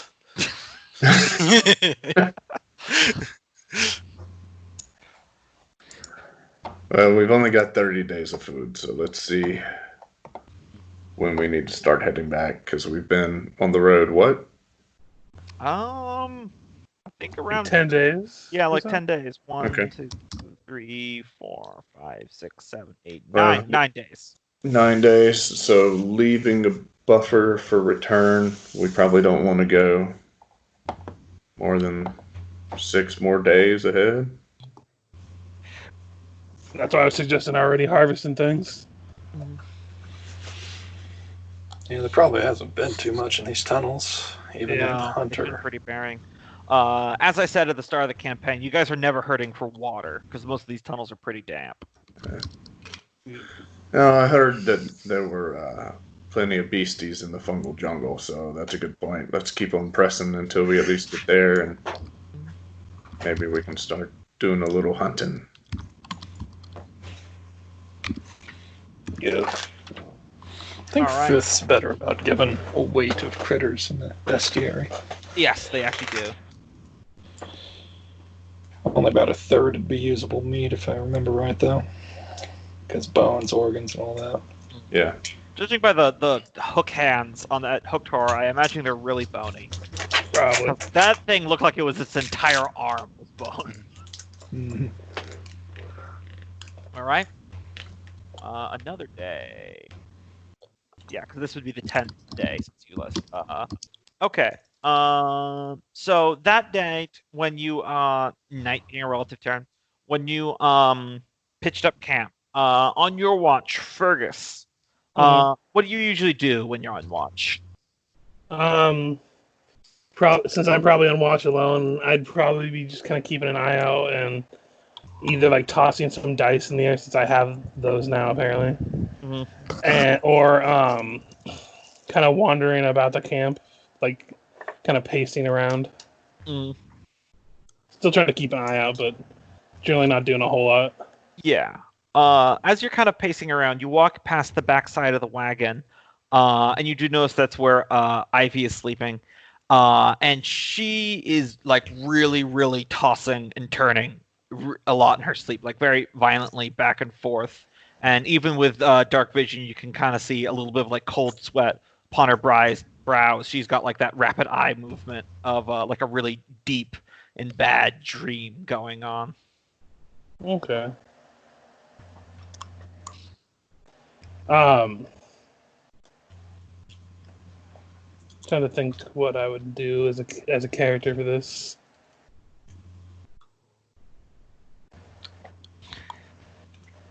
Give me one moment. I'm just kind of No problem. I'm basically looking at backstory stuff and looking at like flavor stuff I could do. Is it okay if I use this opportunity to take a bio break? Yeah, by all means. I might try to go super cheese with this, just because why not? Actually, it looks like because I might actually take a bio myself. You have a moment to think about that because everyone's taking a bio. So everyone, go pee on some porcelain. Be right back. As is tradition. Oh, damn. If we make it to 17th, I'm going to be a hell of a tank. What do you get at 17? 17, I gain immunity to fire damage, and when wearing heavy armor, I have resistance to bludgeoning, piercing, and slashing damage from non-magical attacks. Although, at that point, who knows how much of it'll be a magical attack. You'd actually be surprised. There's a lot of like non-magical things. Mm-hmm. At 6th, I get +1 to AC with heavy armor and resistance to fire damage, so I think I'm wearing heavy technically now. It's chainmail with chainmail. Yeah. I'm not going to get in a lot of my end game like 17th level stuff because I'm multi-classing, so I've been playing it from the start. But if I had gone Mastermind Rogue all the way to 17, my thoughts wouldn't be able to be read by telepathy unless you allow it. You could also make false thoughts, and no matter what you say, magic that would make you tell the truth indicates you're being truthful, even if you cannot be compelled to tell the truth. So, like, zone of truth and shit just would not work against me. Which is very good if you're a ruler, but I already had a build in mind anyway. The way the party's going, I'm leaning towards Arcane Archer for my subclass on my fighter levels. I'm back. Yo. Are we still waiting for some people, or? So far, it's just me and Kenneth, I think. And then you now. I've been here, I haven't left.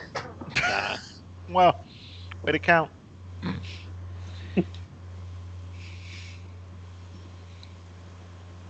We were just talking about later level stuff. And I was telling him about that one ability I won't get for this character, but it's a really fun mastermind ability where your mind can't be read and truth-telling magic doesn't work against you, but it appears that it does. Yeah, that's such a great one.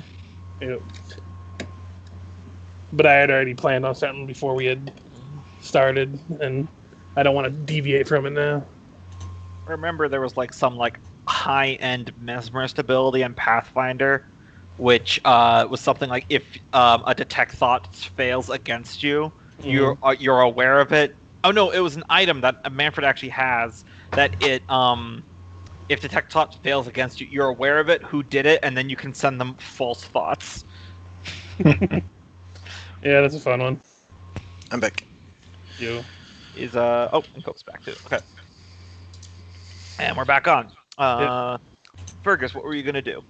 So when she's tossing and turning, he's being as loud as possible, gonna pretty much thump his rear end next to her, like sitting down with a large like thump onto the ground, kind of startling her awake if you can. Yeah, she just like bolts straight up to a sitting position in a moment. Just what's going on? Is it watch switch already? I figured you could use a break from the cold sweats you were giving yourself when you slept. A what? What? She like touches her forehead. Yeah. Oh. Huh. Wonder why that was. I'm guessing not everything's peaceful in that little brain of yours. Kind of giving her a tap with his like finger on her head. I guess I don't remember any like dreams or anything. Just like some colors. I don't even really remember ever having dreams. Huh. And just colors, no pigment, no nothing, just flashes of color. Yeah, that's all I can remember. Must have been something bad if I was working up a sweat. Yeah, and you would explain that like she was like thrashing, like almost thrashing about in her sleep. Well, I don't know what was going on, but I felt that it'd probably be preferable to wake you up and make sure you're okay. Yeah, thank you. I don't know what that's all about. I've never known I did anything like that before. Not feeling a little homesick, are you? No, definitely not. No, it's good to have Faster Vault behind me. I can't exactly say I miss where I grew up. Where did you grow up? Up with some humans. He's like, oh wait, you probably don't know what humans are, do you? Like you, but tall, skinny, rounded ears, something like that. Like the drow, but more fair-skinned and no pointed ears. Yeah. I think one of them came through as like a merchant caravan before, maybe. Long time ago. Well, I lived with a city of them by an ocean, and got some business involved with some ne'er-do-wells while I grew up. Long story short, I wound up getting chased out, and then that's when my family, and kind of points to all, found me. And now I'm here, so gotta say, it could have gone better. Well, I mean, it could have gone worse. It's fair. He kind of decided as absentmindedly as he twiddles with a ring on his finger. Well, it's almost time for your watch anyway, so I think I'm going to hit the hay. Yeah, of course. And we'll let her do her thing as he headed probably into the wagon to sleep. Yep. And that's a good point. You guys can add Ivy onto the watch wherever you want there. Well, since I just kind of ad-libbed it, I guess she's right after me. Yep. What's her passive perception? Let me pop open her sheet for you.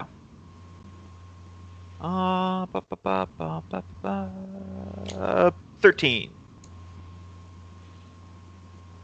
Okay, I'll fix the... Okay. All right. Next day. Let me mark this. All right.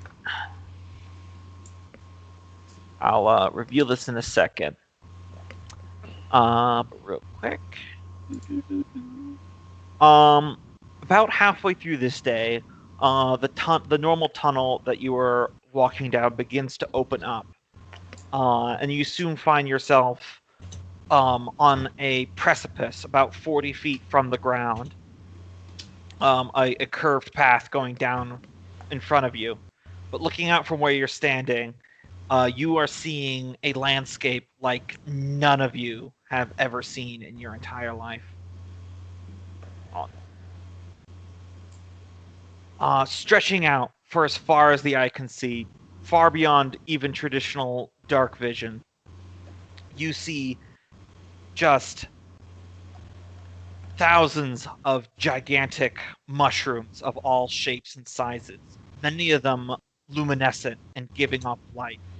It's how you're able to see as far beyond your normal dark vision.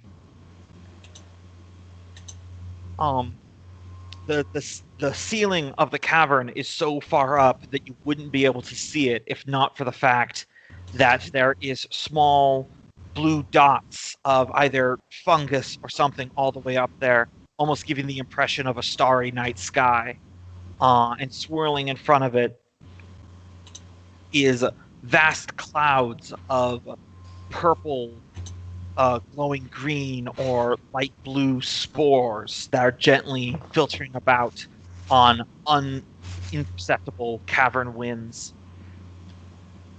The mushrooms in front of you that are on the floor of the cavern could grow as high as to be as a pine tree or as low as a bush. And though there is no grass or shrubbery, smaller mushroom caps and fields of mold make up the forest as you have entered the fungal jungle. Mm-hmm.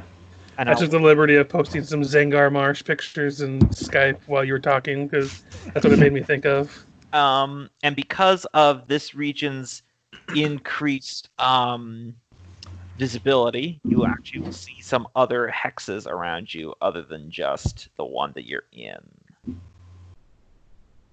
Mm-hmm. Thrum would slap Fergis on the back and say, "Aye, boy, here's to the Underdark. It's crags and caverns." Yeah, Ivy's up in front with you. She goes, "Yeah, it's quite a sight, isn't it? It's about as far as I went." I think this is probably the nicest thing I've ever seen. I cannot believe I'm happy to see giant mushrooms. Well, you probably appreciate seeing color once more. I appreciate seeing anything other than just the rock walls at this point. It's been like a week and a half of travel so far of just nothing but small tunnels. Well, we've got a choice now. We should probably, for this initial foray, stick close to the edges of the forest, of the fungus jungle. You said it was curved. Is it still possible to get our wagon down with easy enough, or? Yeah, basically how it is that in front of you there is about a 20-foot drop, and then there is a thin natural staircase curving down to the forest floor, and there's like a small babbling brook running down the floor right near where you are, coming from a waterfall to your left. You'll need to muscle it to get the cart and the yak down the first 20-foot drop, but after that, you should be able to navigate them down the small natural staircase pretty easily. Yeah. The only problem would be getting the wagon back up if we needed to. But exactly. That's a problem for another day, it seems, if we're set on getting down here. Well, if Eski can stomach some of the flora in this region, then perhaps we don't need to get her back up. Oh yeah, that's one thing I meant to ask Gombo. I tried to feed her some mushrooms. Would she take them? The mushrooms that are from the gnomes, yeah, she'll take them. Okay. Because I've been splitting her turnips with mushrooms to try and make them last a little.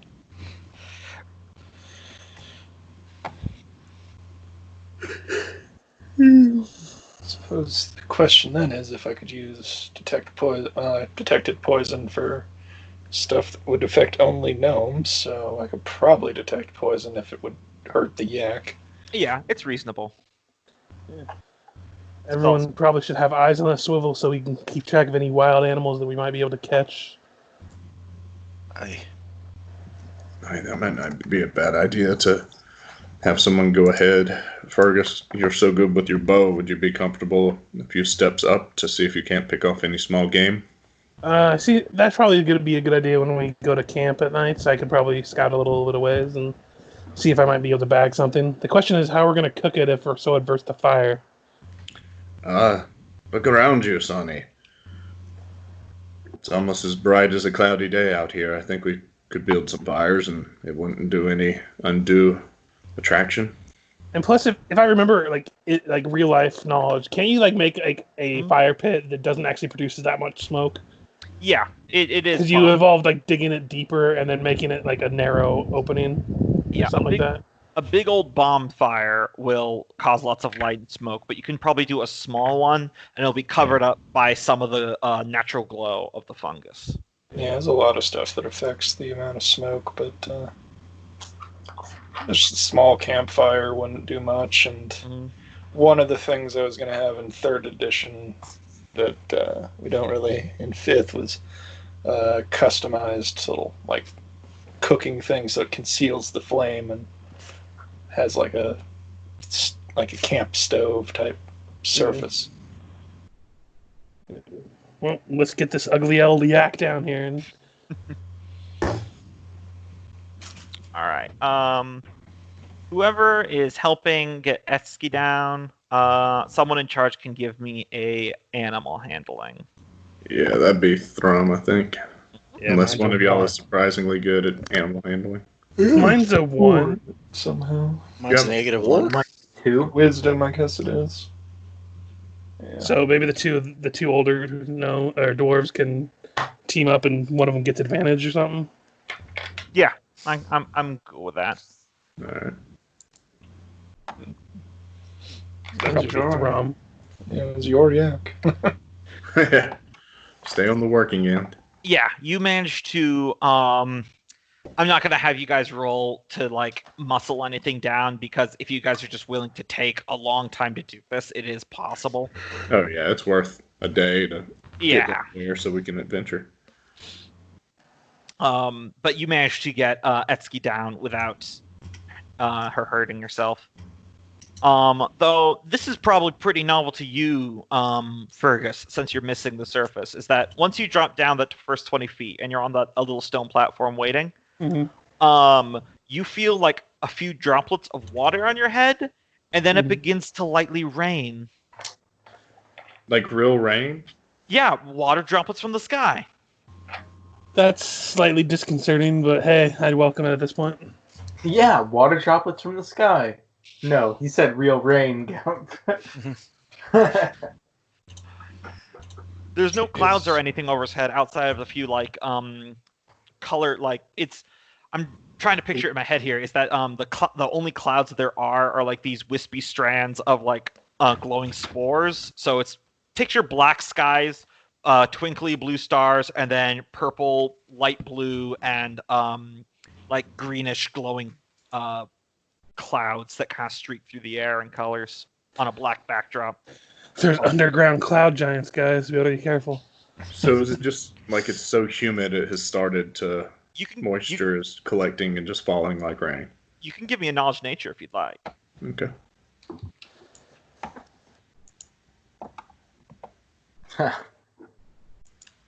Yeah, it's freaky. It's definitely water. Yeah, water from the sky. There actually is an explanation for this, but you didn't roll high enough. And I'm not going to roll because my character wouldn't try to figure that out. Because geology is cool. That's all I'm going to say. Moving on. Yep. All right. So it takes you a while. But you do manage to get the cart down. You get the yak down. You get everything backloaded into the cart. And then there's a little natural ramp down to the forest floor. Gotcha. As you're going down this ramp, what's the marching order? Guess Thrum would be in front leading the yak like normal. Okay. I'd be keeping an eye out from the wagon itself. I imagine Ivy's still riding the yak. Yeah, she's actually in the wagon right now. Okay. Nolgrim will take rear guard. Okay. I think I've been saying that the Seal Defender has just been loaded in the wagon. Yeah, that's kind of the assumption. I could have it walk with us, but I imagine it would just be in character. I imagine it's just easier because it does take active control to make this defender move. I think it makes more sense. How much does it weigh? A lot, probably. It's made out of metal and stone. So I'm probably not in the wagon. No, you're probably in the wagon. The wagon handles a lot of weight. So for going down this ramp, it's not a problem. Freya and Taskill, where are you? I was hoping getting cart down. If that's Okay. what we're still talking about. Yep, you're in the cart. So right now, have we gotten the cart down, or are we talking? you've gotten it down the 20-foot drop, and you're just going down the little natural ramp to the forest floor. Then, This is the easy part where it's just Thrum guiding Eski with the cart down, and it clunks a little bit, but it's not actually a big issue. If somebody wants to walk in the front with me and give Thrum someone to talk at, that'd be welcomed. Just one on either side of Eski. Yeah, Just go figured out that there was- walking. So I was helping get her down. I might as well be Yeah. up there. And you're probably the only one that can turn your ears off and listen to Thrum on and on and on. I mean, Thrum keeps creeping on Freya. That's all. I think Because it's not incest. It's unclely love. Freya might just be following behind because that's usually where she's been. So as you're going about halfway down this ramp, there is a little cave alcove on your right side, built into the cavern wall here. Ooh. That's worth looking into. You poke your head in there, Thrum? Yeah, he's gonna sit and study it for a minute and see if he can get a feel of anything that might be in there, size, smells. Hold on one second. Doop, doop, doop, doop, doop, doop. He knows not just to stick his head in. Head in Well, the you map look around the of the corner. Or- There we go. And one. Does 22 hit you? Oof, square. Oh god, it's a giant scorpion. A gigantic scorpion stings you in the shoulder. You take when roll 20 chooses to. Oh shit. Oh, Well, Wow. don't worry. It's 3 Safe. piercing, but thankfully you have resistance to poison damage, so have the poison damage. Doesn't the scorpion make you save? Or Yeah, doesn't- you have to do a Constitution saving throw at advantage or take the poison damage. Is how it works. All right, so con save with advantage. Whoa. Yeah, sorry, I just moved you over to the combat map.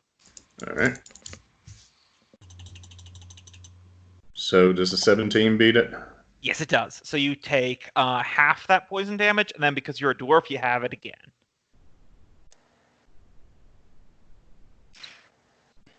so 13, half of 13, Rounded 6. down, so 6 damage. See? Not so bad. So a total of 9 damage. Man, you're so lucky you went ahead of the yak. Otherwise, that was just going to be one dead yak. Oh, yeah. She'd have been dead. Found dinner. Thrums get. Then we would have had to So we need to domesticate go the into scorpion. initiative, right? All right. Initiative. Son of a bitch. Damn it, you know better. Oh, I thought he was yelling at. I thought he was yelling at Kenneth's character. To be fair, you didn't do anything reckless, Thrum, but this is literally its ambush predatory MO. Yeah. You stepped in front of his cave, so it just instantly attacked the first thing. Yeah, but remember his backstory? He was hired to ambush the ambusher creatures.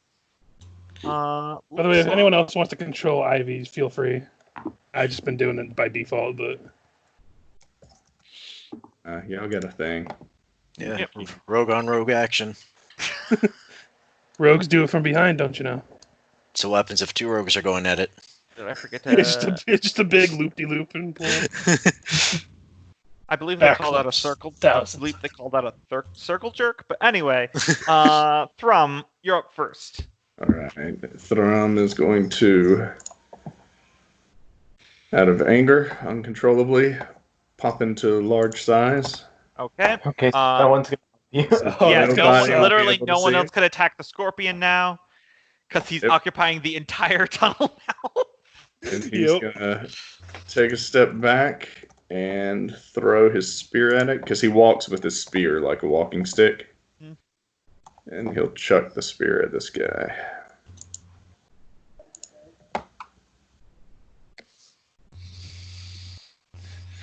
What? There's not much room on this thing. Yeah. Get rid of him!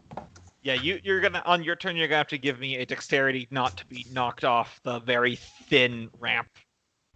Don't worry, it's only like 10 feet to the floor, so you won't take damage. But there, I'm referring to Taskill. Sorry.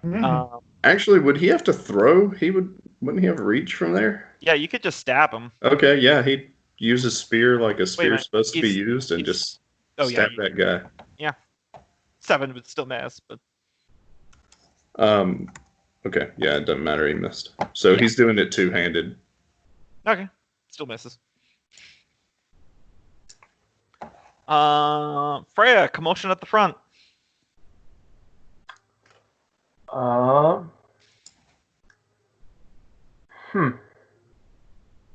Just so you know, this lip right here, where you are, is about 20 feet to the floor. Not much I can do about it. I guess I just passed my turn. Yeah. Taskill, start by giving me a dexterity saving throw.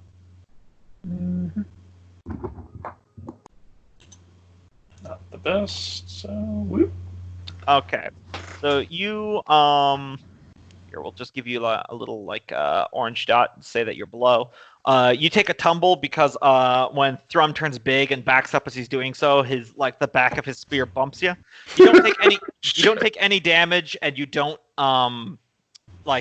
lose any actions. You just have to spend an extra 5 feet to stand up, and then you can take your turn as normal.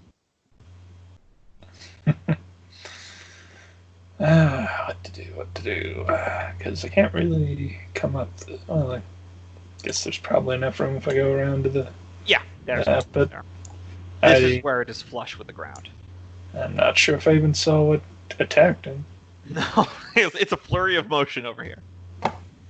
Hey, what's going on up there? I'm gonna back away from the cliff and ready my Bloody big crossbow porker in the cave. He stings. In case I can see anything, like if it comes charging out of the cave at him. Yeah. I assume Ivy will probably just get the turn. Yeah. I can't see her being like, I wonder what that tail came out of there was from. Yeah. Let me go look. Nolgrim?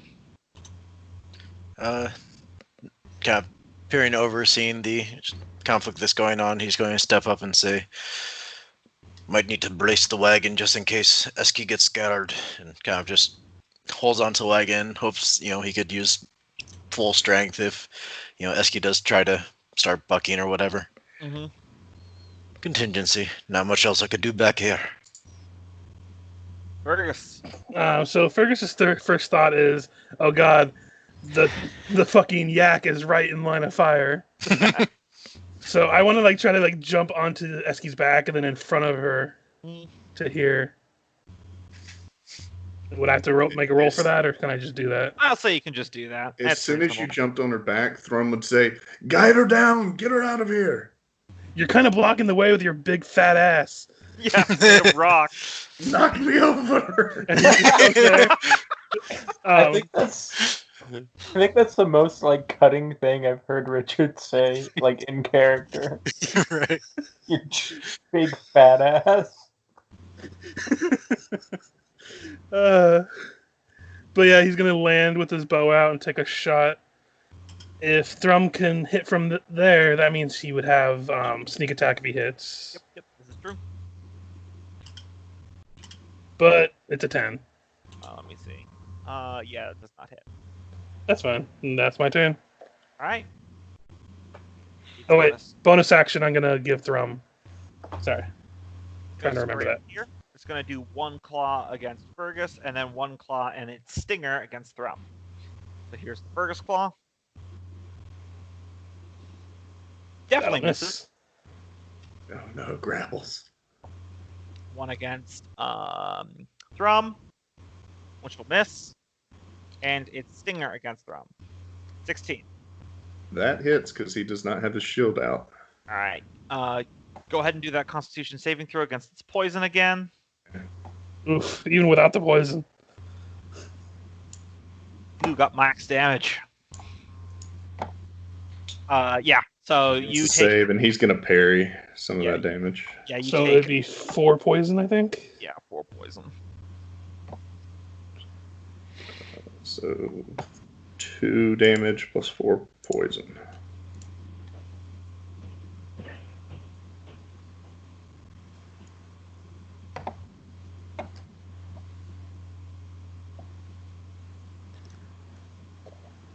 All right. That's its turn. Thrum. I'm assuming this thing has reach, right?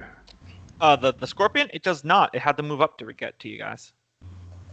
All right, then he is going to. Oh, this is just all bad. It's a very peculiar place for an encounter. It is. It's a very curious place to grow giant, too. Man,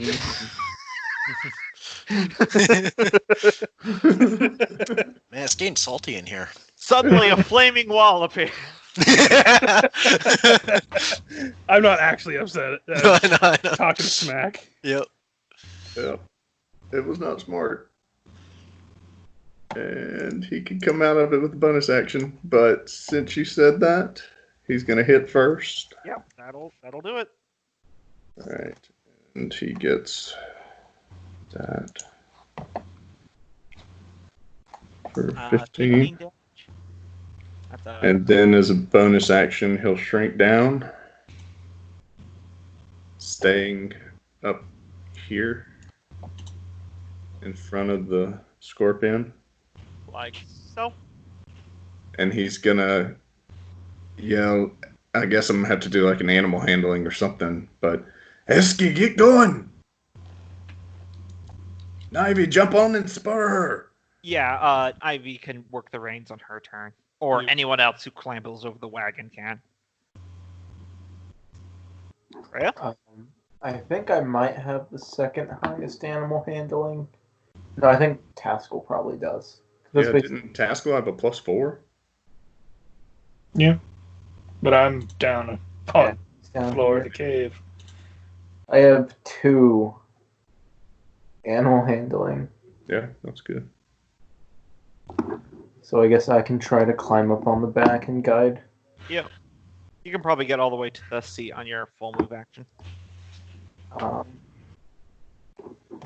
Yeah. End up there and try and guide us down. Give me an animal handling. Crossing my fingers. This is gonna end horribly. I just know it. Please, I've natural been one. trash for the past 2 sessions, so. I'm just talking she'll about the be attack able of to get her opportunity from going, but Esky. remember, Esky's blind, so you might be able to get her going, but if it's Actually, a bad roll, she you might can kinda- fall off the You can side. kind of see here. Oh, And that's actually high enough because Esky's very well trained. I'm just worried about the scorpion trying to stab at her as she walks by. Thankfully, it doesn't actually have reach. yeah, that's why I asked if it. So I'll just move everyone as Esky just suddenly rockets down at full speed. We drift. Does the wagon knock Fergis or I over? That's what you're gonna have to give me dexterity saving throws.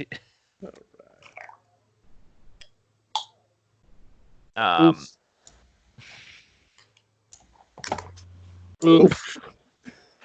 All right. You guys can arrange yourselves on the wagon. Because I think the Steel Defender would still be on there, and then Freya would still be on there, but Nolgrim was left behind. All right, let me pull up Esky's stats as she basically runs over you guys. So a trample attack. Yes. Basically. Okay. This is the worst combat ever, but it's the most entertaining I've done in a long time. It's pretty entertaining. So here we go. This is on Fergis. This is bludgeoning, and this is on Thrum. And you're both knocked prone. Oh, shit. Fortunately, prone isn't quite as bad as in Pathfinder. Yeah. And luckily, I think I at least act before the fucking scorpion. If it is still mine. Oh yeah, it is. It's your turn. You still have your bonus action. Yeah, that's what I was thinking. Sorry, I've jumped the gun there. It's on me. So I could move him back here Mm-hmm. and attack That'll hit. for 7 force. Force. All right. Ivy does have line of sight on it from where I was just she's about to seated. ask that since Yeah. she does have a short bow, so might as well. Yep. I can't see her not shooting something that's going to try to kill everybody. Oh yeah, no, she's not a passive. She's an actual active party member. She It's does not- miss, however. The velocity of the wagon. Nolgrim, everyone just rocketed out ahead of you. Now that's out of my way. I can actually enjoy the fight. Let's see, so 1, 2, 3. Do I have line of sight at that point? No, you need to move up one more. Do good. Now you do. Alright. And smack him with a Eldritch Blast. Gotcha. There it is. Oh Ooh, shit! oh, nice. That's 16 damage. Mhm. It does not like that at all. Fergus, you're stand prone. Up with, stand up with half my movement. Mm-hmm. And as I'm doing that, pull out my short sword and dagger combo. Mm-hmm. And I'm going to try to attack the bitch. So, short sword first That'll hit. for 11 damage. And then 18 That'll hit. for 1 damage. Okay. It is so badly hurt. And wait, I was gonna actually provoke the attack and try to move out of the way. Okay. No, I couldn't move there, but I'll get like right here. So I'll provoke the attack. It actually does not attack. Okay. On its turn, it disengages and then it scurries into the corner of its little hovel. It just falls back to like try to defend itself. Because it is an animal. They don't always fight to the death. Yep. Yeah. And I that's heard scorpions are good eating. That one might be. Little land lobster on a half shell. If you wait a minute to go in there, I can have my steel defender try and drag it out. Yeah, Thrum, I'm gonna have to sit this one out though. I think he's going to move back here. And He is immune. He is also immune to poison, so. all right. Freya. Fetch. Yeah. Gonna send my steel defender in there to fetch. I'm gonna try to grapple. Mm-hmm. So that's athletics. Yep. Damn. It succeeds. oh, that's nice. Grappled. This round, but he's gonna start dragging it back over to the entrance. The defender just wraps its mechanical jaw around its tail. And it's starting to drag. You hear like the faint sound as the runes on the bottom of its little dragon feet dig into the stone to give it leverage. Yeah, he could get it all the way back there. He moved 20 feet. Doesn't it have 40 move? Yeah, it can do it on his next turn. Taskill. Well, seeing how beat up Thrum is, I'm gonna go over to him and let's go ahead and cure wounds. All right, thank you. For all of the damage. Thank you, thank you.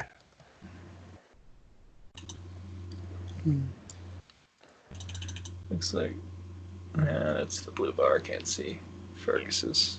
Anyway, that's probably my turn. It's move and action. Ivy lost line of sight, so I assume she'll just do nothing. Yeah, probably. Nolgrim. Step into the entrance and toss another Eldritch Blast at him. Okay.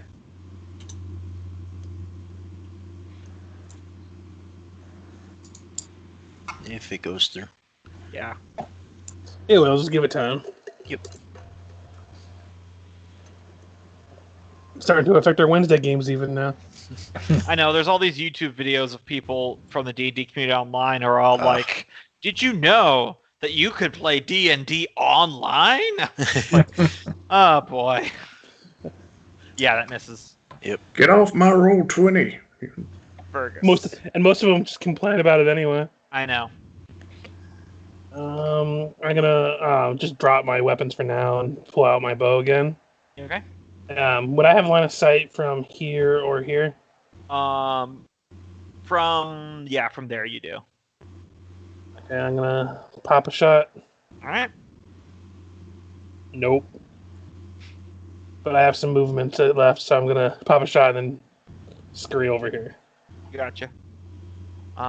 In its desperation, it's going to try to disadvantage claw attack the steel defender twice. It feels like it. Come on. 8 will miss, and then it's got one more I rolled that's coming. 9 will miss. So it's just like it's scraping against the steel defender, but it's getting no purchase. Thrum.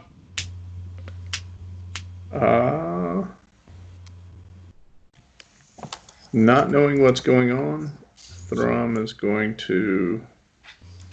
Nah, he'll be wise. Those boys can handle themselves. He's going to do a quick perception around here to make sure there's nothing else sneaking up on him. Sure. Because new kids on the block, fresh meat. Yeah, you don't see anything. There's like some fist-sized dragonflies with 6 wings buzzing around, but they don't seem aggressive. All right. Freya. And by that I mean the steel defender. So, what are we assuming? Like half movement with? Yeah, half movement is the official ruling, yeah. Yeah, so that's 20 feet for the steel defender. Mm. So I can drag him. Except that Nolgrim's in the way. Technically, steel defender can move here, and then the scorpion would just be like here. Oh, that's good. I'd appreciate that one. You're just like in the middle of it with all the scratching and writhing limbs, though. It's a sad scene going on. The thing is so bloodied and terrible looking. And then Freya is going to casually walk over here with her axe. Yeah.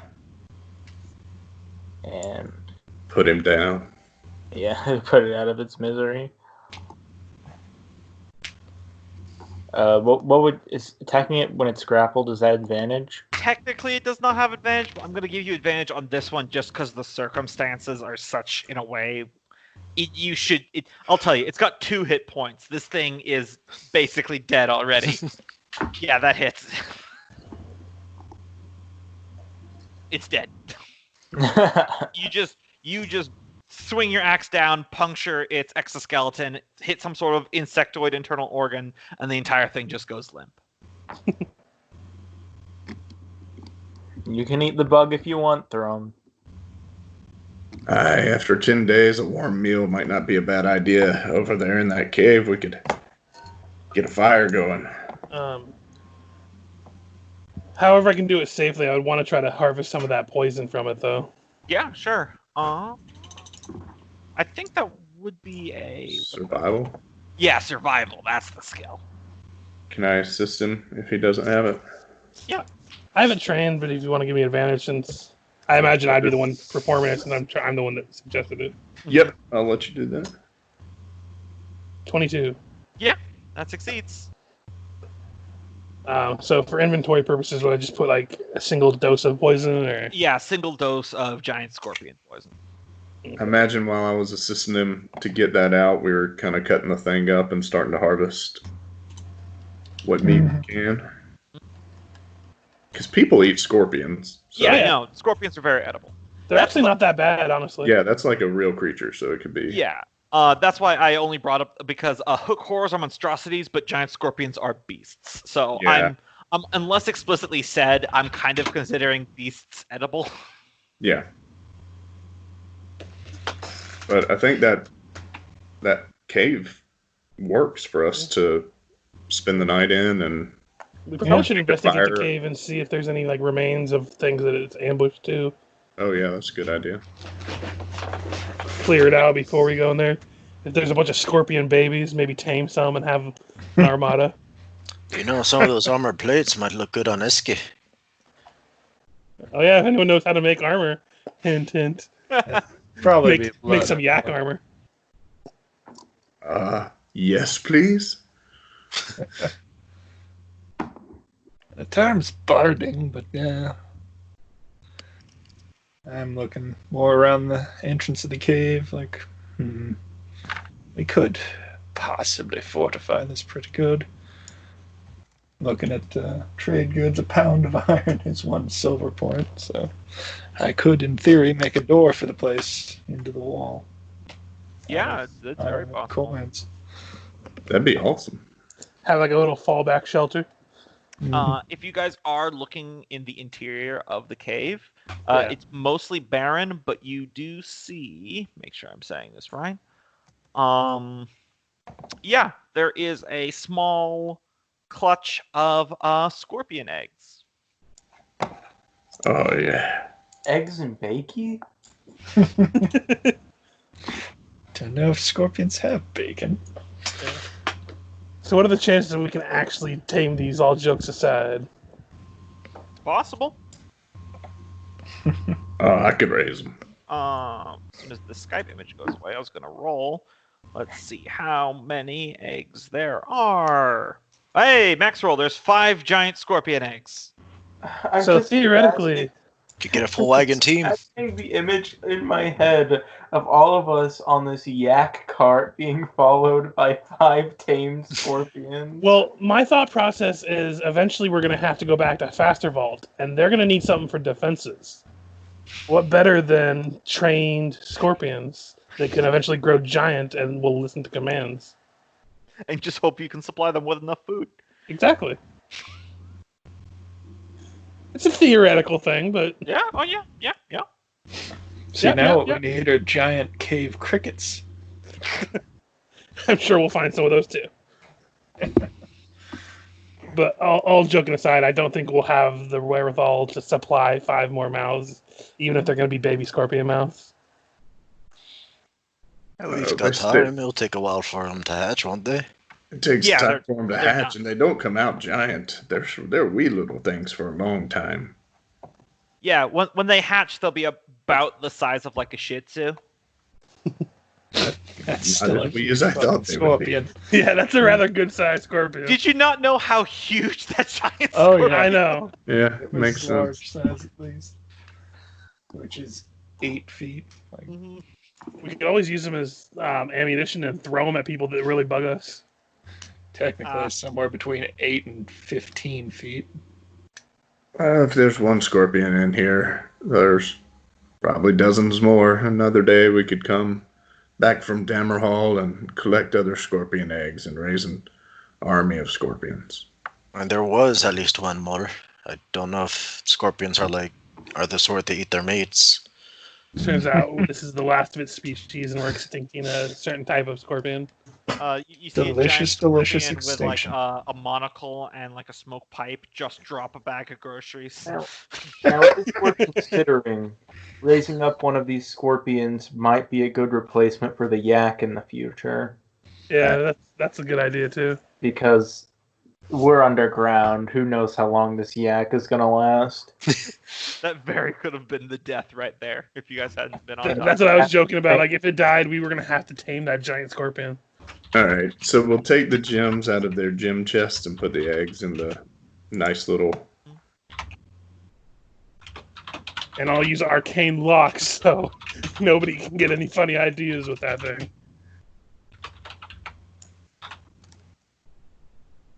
Because now only I can open it. And are you guys going to actually put in a door to make this little cave like a hidey hole? Oh yeah, I'm just not typing out how I'm gonna do that. Yeah. Get this set up for you then, real quick, while you're thinking about that. because having a supply cache is always super helpful. Mm-hmm. Oh, that's a good point too. The door? I started making the TV. Because we could leave the supplies here and just go out on foot every day, for like 5 days out and 5 days back until we find which direction we need to be going. We'd be traveling faster than, wouldn't we, Gombo? Without the yak and without the...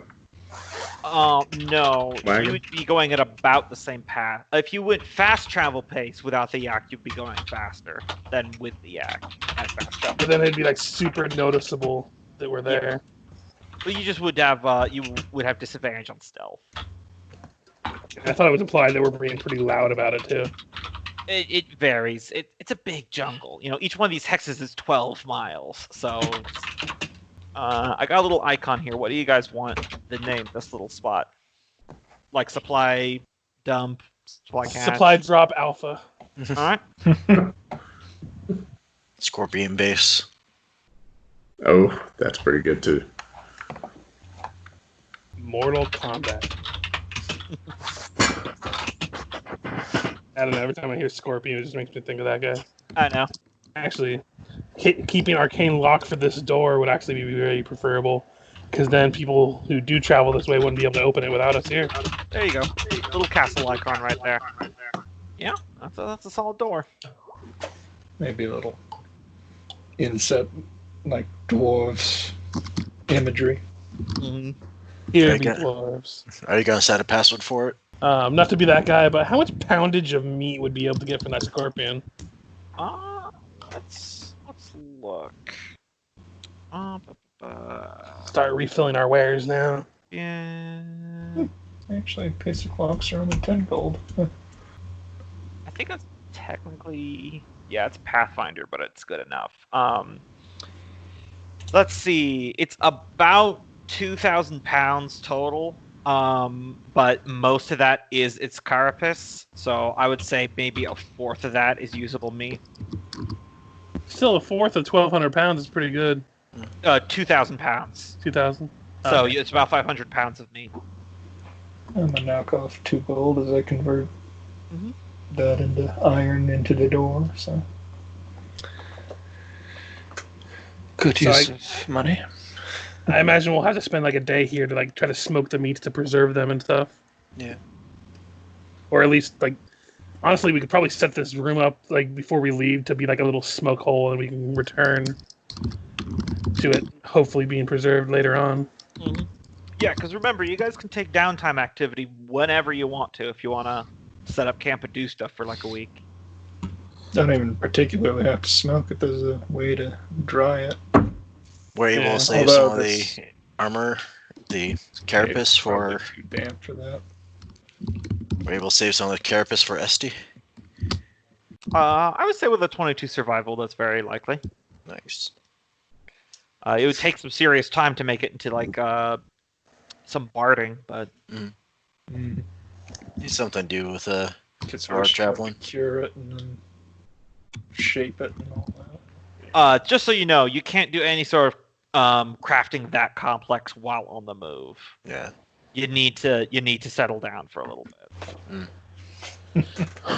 Because moving 12-mile hex in a day implies a full day of walking. Yeah.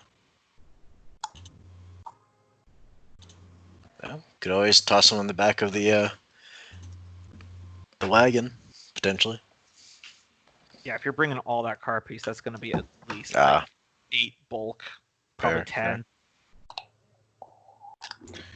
Well, we don't technically have to start exploring yet. Depends on how much time we want to leave here, and even if we don't, we could just scout out the adjacent hexes, decide if we want to go along the walls or strike out.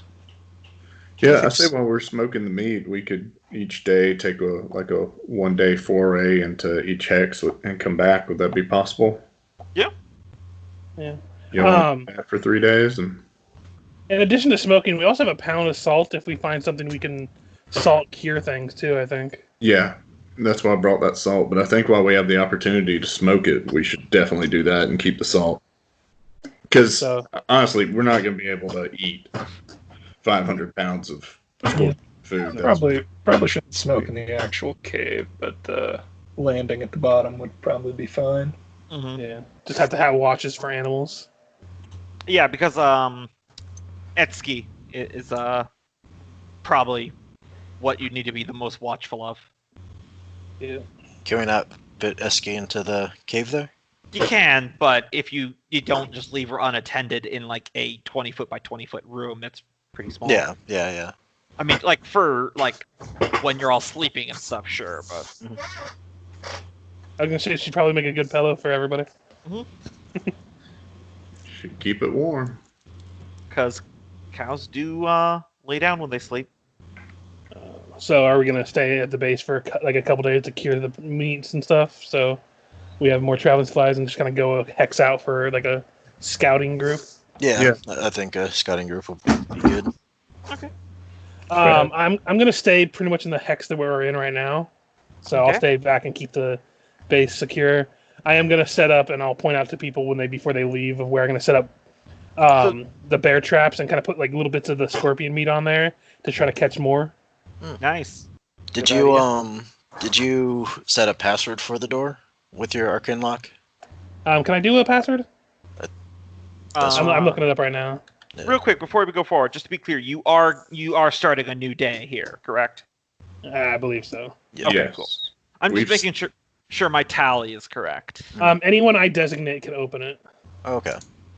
So I would pretty much designate all of you to the door, and it would be completely locked for everyone else, but the rest of us could go in there easily. You guys are getting a nice little Robin Caruso base going on here. I like it. Yeah, it's got, if I remember that combat map right, it had a little river there. Yep, it's got a nice little natural waterfall going into a babbling brook. 25 gold for a base is a pretty solid investment. Mm-hmm. With 500 pounds of meat, that's more food than we have right now.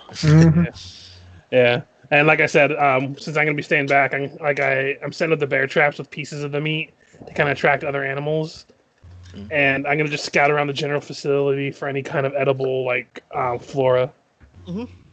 But I'm gonna basically be the house mom for now. All right, Yes. so Go around and eat the random mushrooms. Fergus is scouting for anything edible. What's everyone else doing on the new day? Nolgrim Like- will be interested in expanding or scouting out beyond just get a lay of the land and see what threats may be out there. See what we can find. Yeah. Yeah, why don't we hug the wall and head this way? Right. So I'll bring back the little scout icon. Gonna have to mobilize my plan. As I had the idea of, especially now that you guys are splitting the party a little bit more for exploration, putting your tokens into the thing that you can add little icons to tokens, so you can see who's where. Little boxes. Yeah. I know we did that with one game and it worked pretty well. Yeah. So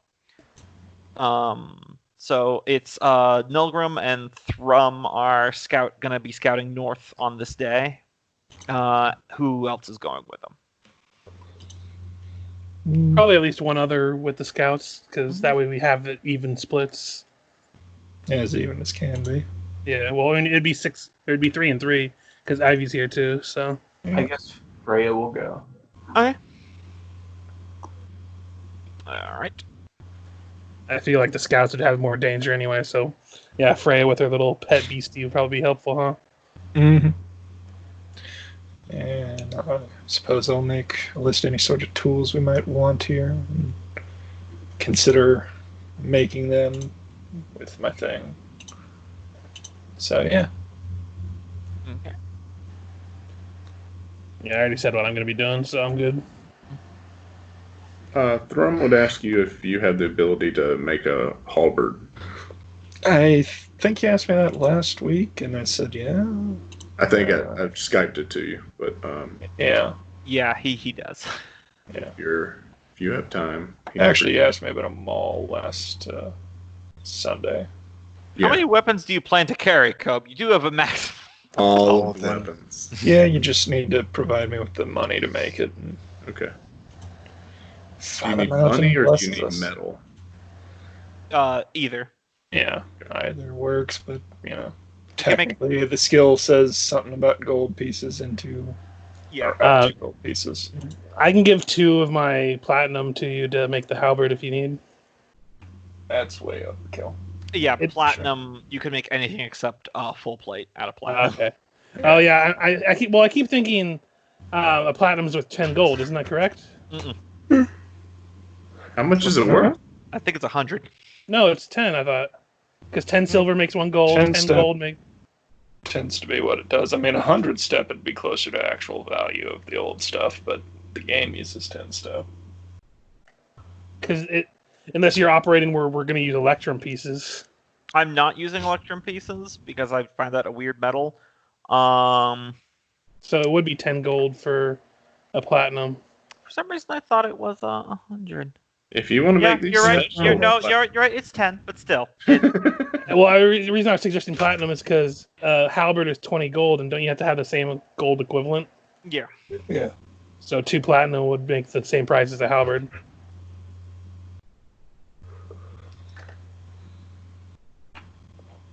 So I don't know if you want, because I know Thrum spent all his cash on supplies.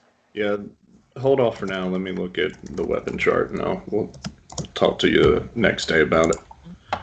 Because I don't want to waste our gold when I've Yeah. got other weapons right now. I mean, we're in a cave. What are we going to do with it? It's true. All right. So the scouting party goes off. You explore there. You don't have the high ground anymore, so you don't get like that increased visibility unlock here. Yeah, for the most part, it's just completely there's no paths. This is all the wilderness, and it goes on and on for miles. I mean, as I said, each of these hexes is 12 miles, and you've covered that distance already. This is easily the largest cavern any of you have been in. There's all sorts of insectoid life moving between of varying sizes and oddities. But other than that, you haven't noticed anything super eventful as of yet. Fergis, you're foraging, aren't you? Yes. Give me a survival check. It'll come down eventually.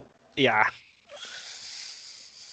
I'm foraging, and I also have those traps set up too, so I'm not Yeah. sure if that would be lumped together or not. They would not be, so give me a separate survival check at advantage for those traps. Oh, nice. Yeah, the foraging doesn't go very well though. Yeah, there's lots of mushrooms, so if you want to start sampling, but other than that, you didn't notice any like particular like standout rare caps or anything like that. Just But when eat you some do, mushrooms and be like, oh, the colors. do you? No. Okay.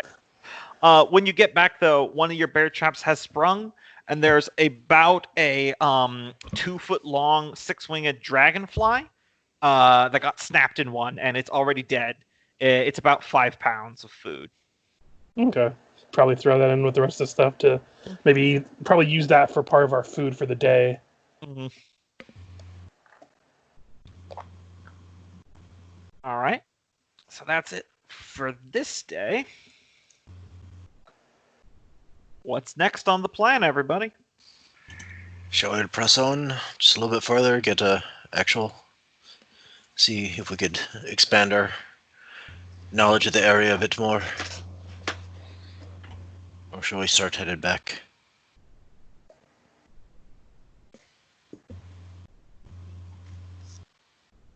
Cool. That'd be you. Yeah, the crickets. Yeah, let's head back to the camp. Oh, okay.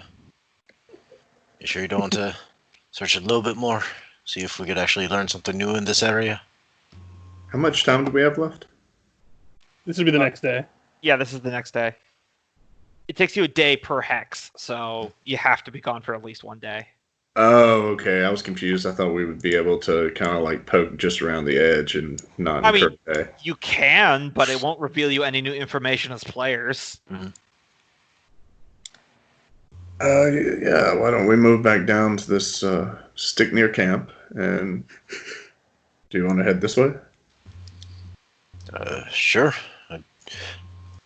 Maybe, perhaps this way, so we can actually try learning a bit more, and then step in. I really want to stay close to camp. I don't want to go off without our full strength. Very well. We don't know what beasties lie in this area. Very well. Yes, we go. I say we go this way, then this way, then back. Sounds good. Okay. You spend the day getting there. I guess we're using our pack rations. Yep. You still gotta eat. 1, 2, 3 days. I was gonna say you could probably, since you're intentionally scouting, just keep marking it off the master list. Since you probably took some with you. Yeah. I purposely keep the dried rations separate from anything I could, like, just in case I get stuck somewhere. Yeah. Yeah. And I'm making it hard on myself and making sure that I keep enough in my pack before I go off to have it.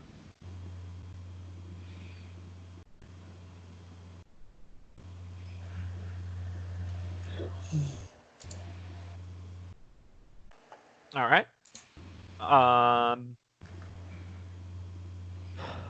So if there's nothing else eventful, we can go on to the next day. Yeah, I would just still be scavenging and Yeah, checking the traps every day. Yeah, give me another 1 survival real quick. Here. Yeah, when you're scouting around, you do find this 1 2-foot long mushroom sprouting from the ground that you accidentally bump your foot on, and when you bump it, it grows much brighter, like to the brightness of a torch. Well, I'm not going to eat it right now, but I'm going to pluck it and take it back to camp and see, after you pluck it, how long it holds its luster. Yeah, it seems to still keep going. The luster of as bright as a torch does fade after 15 minutes, but then you just give it another shake and it brightens back up. Okay. So I would probably try to take some soil from the area and try to put that and set it up in our base as a makeshift lantern or something for the base. Yep. And yeah. Some reading light, yo. Yeah. Yeah, that you have to jostle every few seconds. Yeah, I mean, if you had some knowledge alchemy or something, you might be able to do something more with it. Unfortunately, I don't. I was trying to argue getting that, but sadly not. All right. So next day of scouting, you guys are going south. Yes. We found more mushrooms. Okay. So remind me again, who was in the scouting party? It was Thrum, Nolgrim, and Freya with her steel defender? Yeah. Okay. In the kind of the strange pale light, when you guys cast your eyes up briefly while you're wandering, you do notice 3 kind of winged shapes descending from the gloomy darkness upon you. Armor-Bagathus. And I will take you guys to the comp map in just a second. Throw on that armor.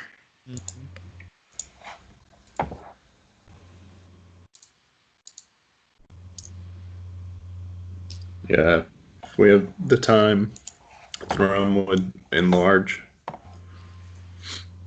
right. You guys should see that now. Yep.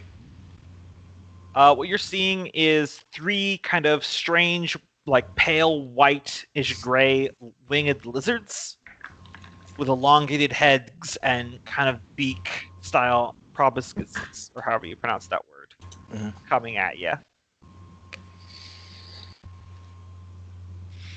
Of course, you're fighting the flying things with only one ranged person with you. Yeah. I've been rolling random encounters. Wait, no, every day. Freya has that crossbow too.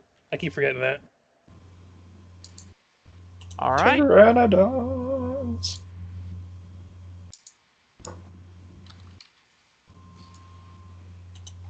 Oh, this isn't the right music I'm gonna select. That's way too dire for this encounter. It's Caspar's relatives. Careful, they bite. 7. I think we just need Michael's initiative. If you don't want initiative, Michael. Michael, you're muted. Are Yeah. you still here? Okay, cool. Is it? Where is? Gotta be 7. Man, all them single digits. Right. 11, baby. That's the best initiative of the bunch. I think nobody wants this fight. All right. Freya, you're up first. Cool. No idea what I'm gonna do. Ready action? Oh yeah, I forgot. jeez. Thrum said he grew larger. He had 1 round of prep time.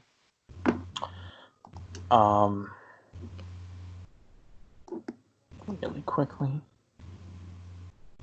Okay, I'm going to Fairy Fire. Sure. Yeah. I can get all of them in there. All right. I shall roll their decks. I'll just do 1 for all of them. 12. That's a fail.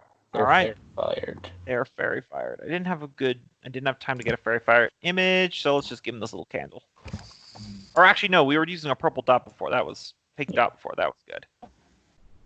Because they're currently 15 feet off the ground, but your fairy fire got them. It's actually good that they're off the ground because then they wouldn't hit Thrum. Okay, and then Oh, right. Sorry. Go ahead. I don't know if my Steel Defender can do anything, so never mind. All right. So 1 is going to fly here to attack Thrum. 1 is going to swoop down here to attack Freya. And the other one is going to, it's because I got a shit ton of flying movement, I'm going to soar over Thrum's head and get at Nolgrim. Have at you. So here we go. 1 attack against Freya. I assume 20 hits. 20 does hit. 7 piercing damage. 1 against Thrum. That's a miss. And 1 against Nolgrim. Ooh, natural 20. And this is how we lose half the party. 11 piercing damage. All right, that manages to bleed over from my armor of Agathis. I take 1 point of damage. He takes 10 points of cold damage. All right. And then I'll retort with a hellish rebuke. All right. I love that spell. Mm-hmm. No, you. Does it just take flat damage? I have to roll? I think I always forget. Not for the armor. For hellish rebuke. Let me check. Isn't it like a charisma spell? Oh, dexterity. Oh, dexterity save? Okay.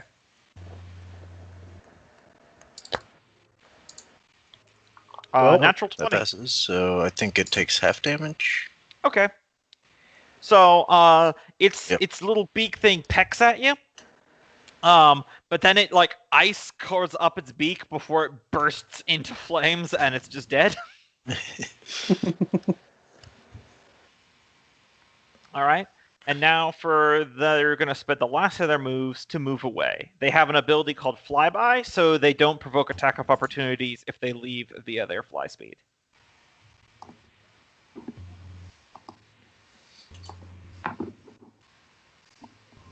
Nolgrim. No girl ground. Yours are still alive? And throw a Eldritch Blast at this one. Mhm. Uh, Add advantage because of Fairy Fire. alrighty.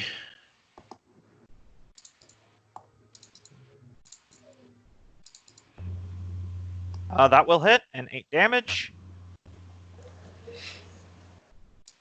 Does not like that one. Thrum. Thrum will step forward and ready in action to react to one of these coming into range. Okay. Freya.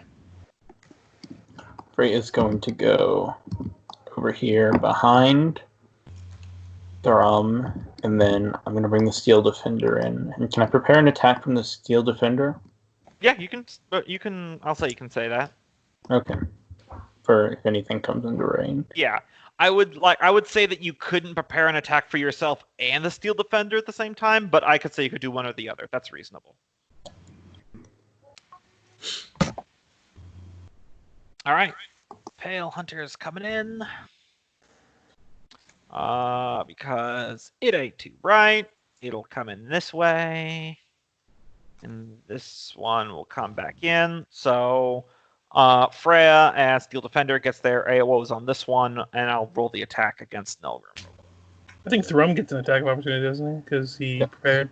Yeah, I said both Thrum and the Steel Defender. Okay. I might have said Nolgrim instead. Either way, here's the attack on Nolgrim. 18. That'll hit. 4 piercing. And that Force-Empowered Rend will hit. For 10. That's a bad bite. It does not like that.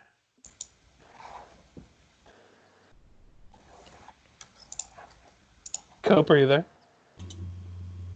His spear will miss, though. Man, we are rolling like garbage today. You know, you say that, but you've killed so many things that are very difficult. So. Well, that's because of the group dynamics, but we've regularly rolled low digits. Also, which one is this one attacking? It's attacking Thrum. So I'll roll the attack now. I didn't know if it would just die instantly. Really? It misses. Thrum's going to use his riposte to swing back at it. Okay.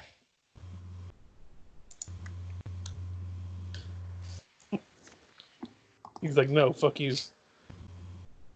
Because I want to hit something. Damn it. See? I'm pretty sure that... Yeah, that misses.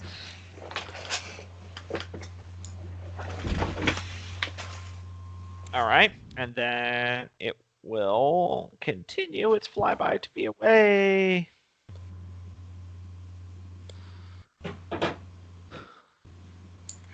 Nolgrim. Them flies everywhere. 30 feet. Look to this one. Yeah, hit they're him. both pretty badly hurt now. And Don't say- forget it's at it. Oh yeah, I forgot. Thrum. Those attacks should be at advantage because of Fairy Fire.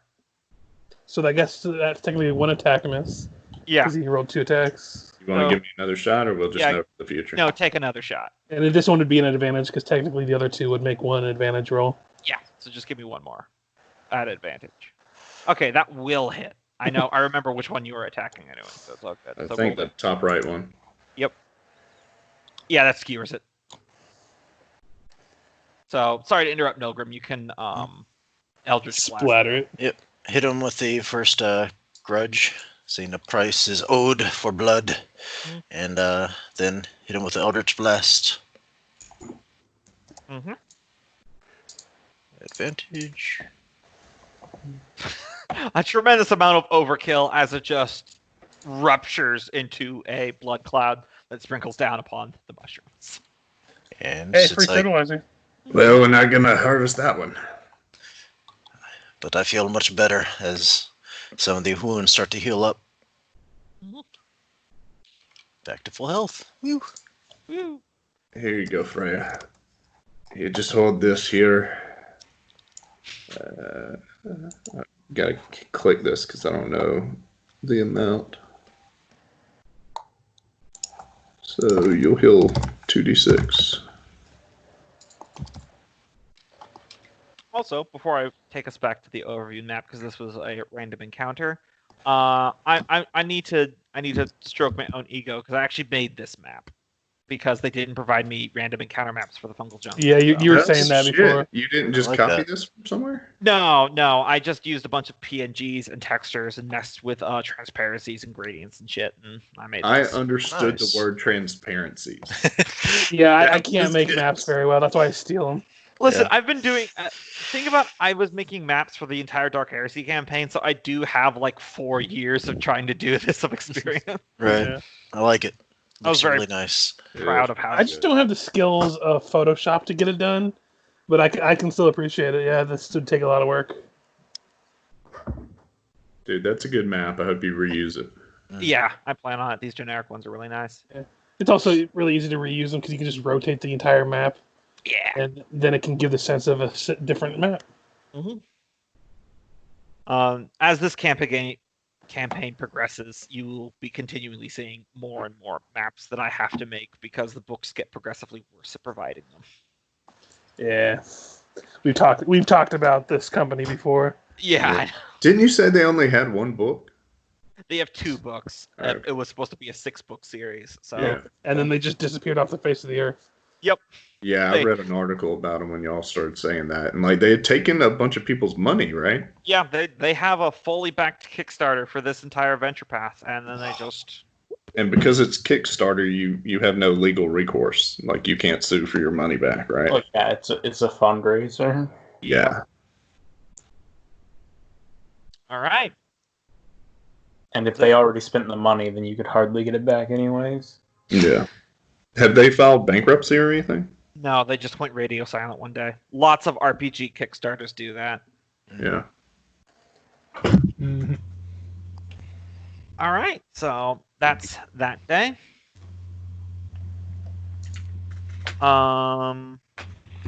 You know, I haven't been asking, what's Taskill been doing? Because I think he's back with Fergis. Mhm. What have you been doing during this whole like 3-day hiatus? Mostly tooling around the camp and making sure the meat processes correctly. Very reasonable expenditure of time. No rolls needed for that, really. Mm-hmm. Could you make me a pike? Did you see that earlier? Mhm. Okay. And he left you 2 hammers to use as the metal and to equal the gold value. All right, so another new day. Day 4 in the fungal jungle. What's everyone doing? Out of curiosity. Oh, sorry. No, I think we'll make our way back to home base. What do you think? Aye. Alright. Out of curiosity, can Taskill's special ability make tools? Because I would like to eventually have downtime to learn alchemist supplies. Yeah. We brought it up and made me think about it. You could make tools. I think Alchemist Supplies has enough metal within it. Mm-hmm. Yeah, you'll need to do something for the glass tubes and stuff. Mhm. Beakers and Erlenmeyer flasks. Well, I imagine we have a couple leftover flasks because I know some people took some potions. I could just say that we retrofit those to make for the alchemy supplies. I assume. Oof, they're 50 gold though, so. Yeah. Either way, on the 4th day, Fergus, Taskill, and IVC, the scouting party, return from the woods from a different direction. Hey. Be mindful of the bear traps. So you just kind of did a loop around. I just got an idea of our immediate surroundings. We didn't want to push too far without the rest of you. It's gonna be a jungle out there. We got attacked by some large winged creatures, but otherwise we didn't see much wildlife.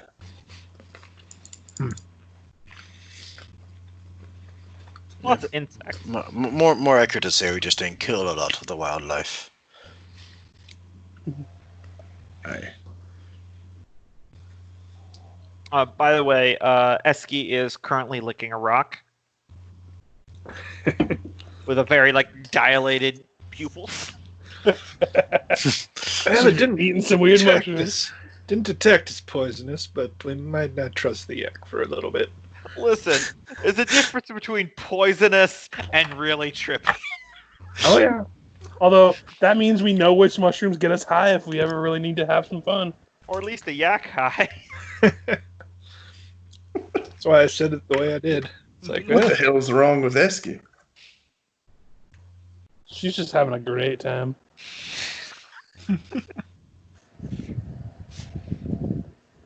Are you eating what she's eating? No. Sense motive. Joke's on you, Fergus is always high. What do you Play think what he you keeps know. under that tiny beard of his? Just like a year from now, he'll finally come down and have no idea what's going on. He's like, holy shit, I'm a dwarf. See, that's if you played a psychedelic based psychic in Pathfinder, is that literally you get power from doing drugs. So you just make an entire character who you go in the half the adventure before you come down, and then you finally realize, like, holy shit, who are you people? Yeah, that subclass, not subclass, archetype came out after I had made my Oracle character for Kenneth's game. Yeah, I know. And if it had been there beforehand, I would have totally made it that. Because that was my whole concept to her character. After they get back that night or that day, and that night they imagine eat some of the steak just over, grilled over the fire, fresh, none of the stuff that's Curing. smoking, curing. Thrum would go back to the cart and bring back a handful of tobacco and pass it out if anybody has a pipe or wants to share one, because I don't know how often we'll be able to sit around and have a nice warm meal and beside a fire and smoking meat smell all around and maybe enjoy a nice pipe. Just shake the mushroom I found to light up the cave. And be careful about those. But, Mushrooms? yeah. Hasn't exploded on me yet, and I don't plan on eating this one. You pointing to Fergus, or not Fergus, Thrum is cup, right? Yeah. Are you telling us all about how light's so attractive to predators down here? That thing lights up when you touch it. Yeah, well, I think this might be a completely different scenario. When we're in the pure dark of the caves, those winding paths we've been through, that's when the light's no good. But down here in this luminescent forest, I don't think we're going to, a glowing mushroom's going to attract anything any more than another glowing mushroom. He just starts pointing around at all the glowing shit.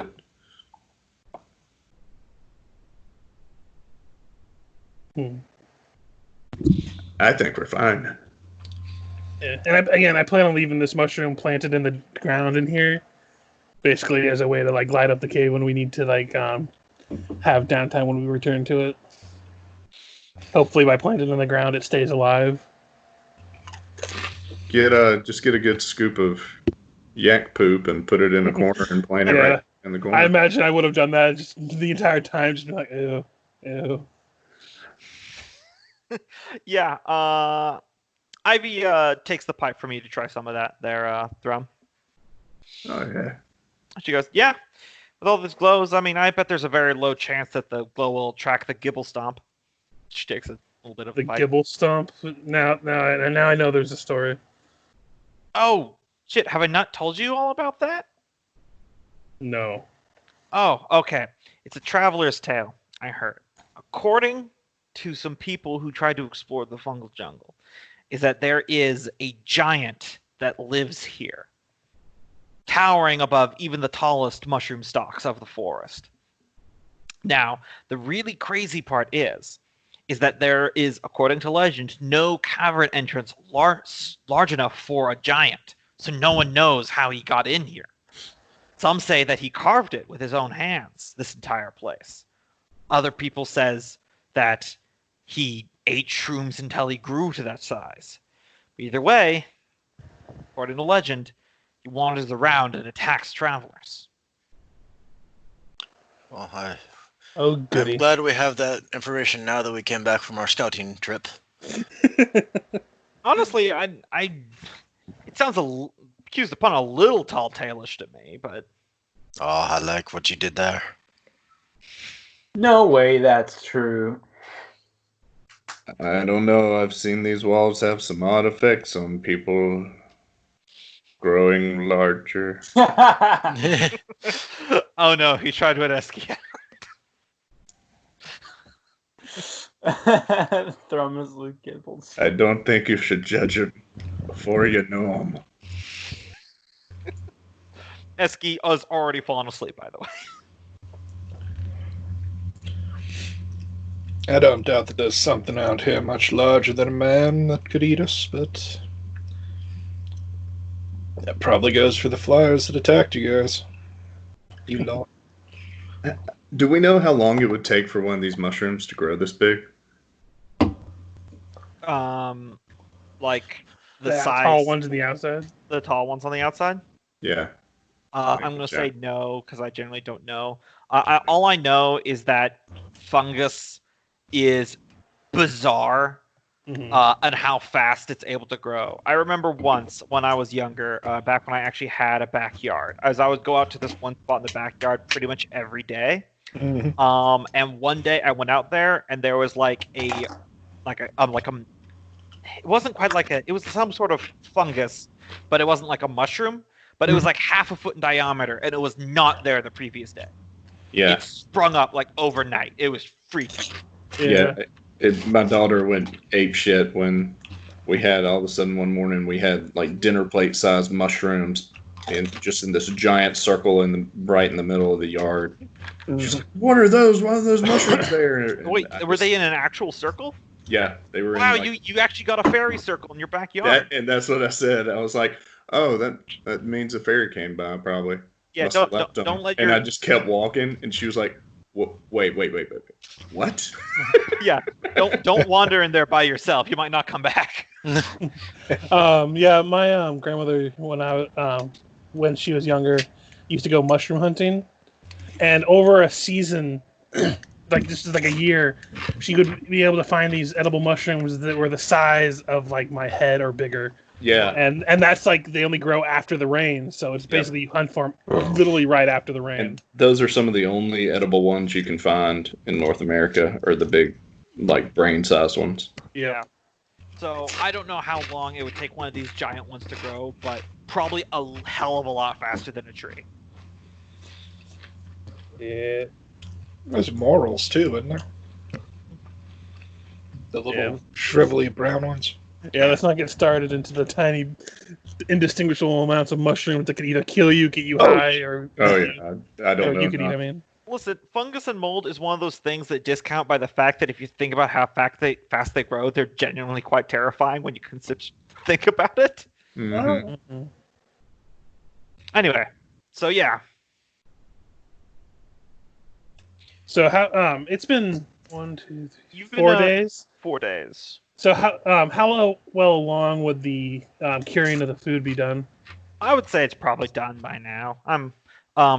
Taskill's been doing that for 4 days straight, so I think it's reasonable. He smells like the best jerky. Or whatever. Could we get Scorpion another inventory sheet or another handout to track our cave loot? I mean, we don't have anything in it right now, so. We're about to have 500 pounds of scorpion meat. Oh, I thought we would be loading that up into the wagon, or at least some of it.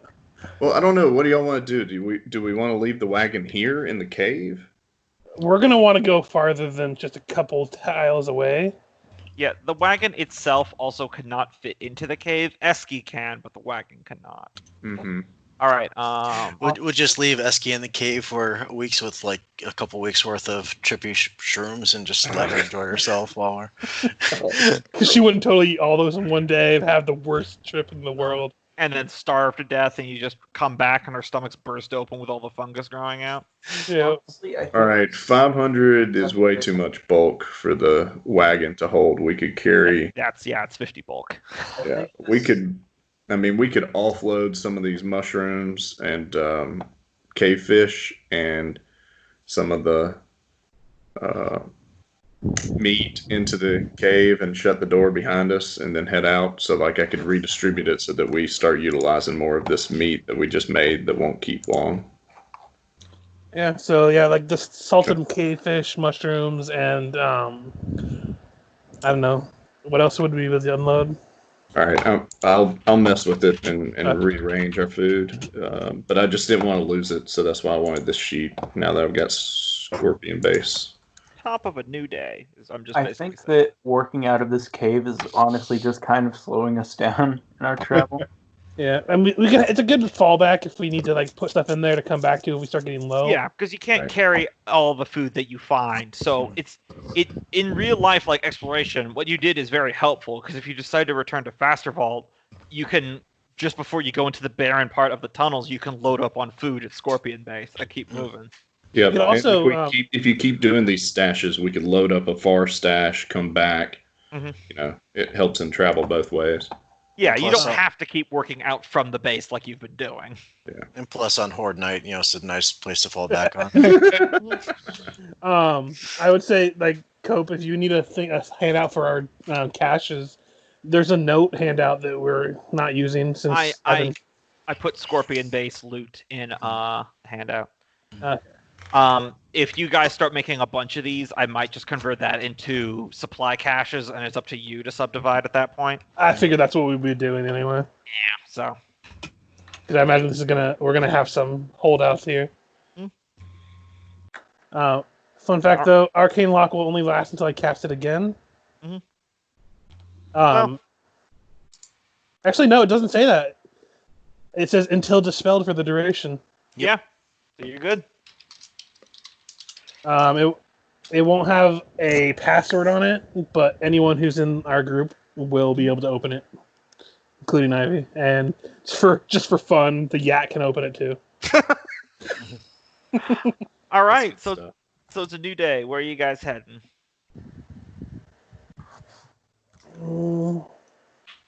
I'd like to get a scope of how large the thing is. I would say we move south and just head around and see if we can figure out the lay of the land. That works for me. Sure.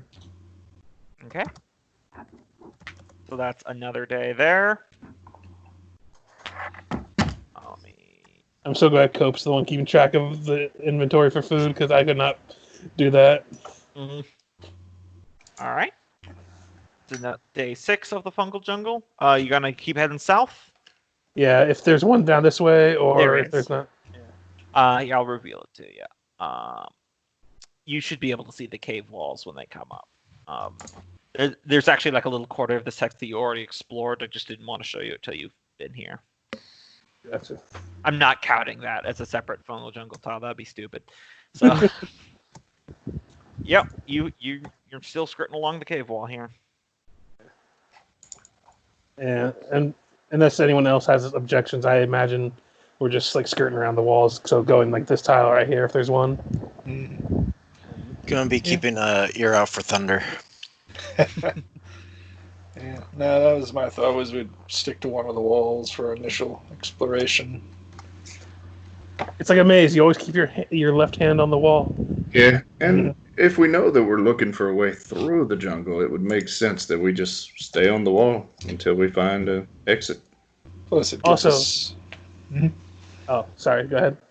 I was just gonna say. Plus, it gives us a reasonable idea of how to cut back across if we know where Scorpion Base roughly is. We know where we roughly are. Yeah. And if we can find that Lake of Diamonds, that means we also have another quick way to get back to Faster Vault if we need to. Because apparently that path that when Ivy was talking to us came out to that, and it was near the side of a fungal jungle. All right, so another new day.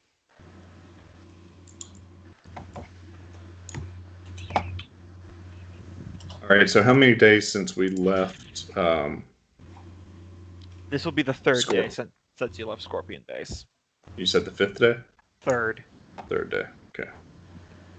Sorry, it's a lot of Yeah, no problem. note taking to keep. And we had spent 4 days at Scorpion Base? Mm-hmm. Okay, 60. Probably primarily deducting from the scorpion meat first. Huh? Yeah, that's what I did. And we're just gonna. Let we can probably let the ox graze. Yeah, the ox will graze. That's why I made the joke, so you don't have to worry about that. Oh, sweet! So we don't have to feed Eski. She can. No, just while you were at Scorpion Base, because you were able to, because Taskill was able to identify healthy plants for her to eat. So unless he's gonna burn the spell slots across all 12 miles you're trekking across. Okay. I figure when we camp up, if we haven't done anything for the day, I can burn it there. Well, worst case, I mean, we can, if we stop again like that, we can build up a stash for her. Mm. See, we just need a jar of good berries, and every day we just throw one at her and hopefully she eats it. All right, you guys prepared to keep moving? Yeah. All right, following the cave wall.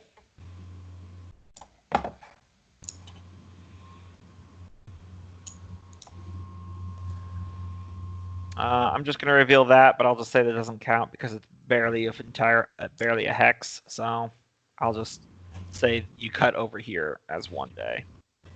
No worries. By the way, was this your map or was this in the book? By the way, this was in the book. I could tell by the way that they technically show all the spots, but they also make it very generic with these mushrooms and stuff. Mm-hmm. Yeah, no. You're gonna.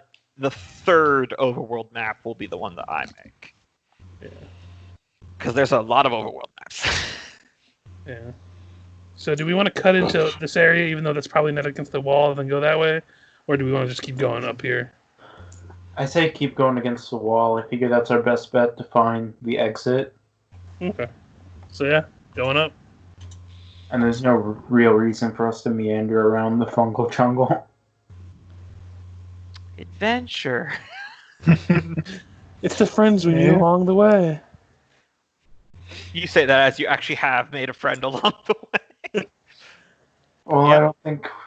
Well, if we run into some fungal jungle tribesmen, we'll befriend them as well. All I picture is, like, Ivy trying to, like, play cards or other something to get people's cheese rations every night. Basically. And then if she doesn't win, she just steals them. Yep.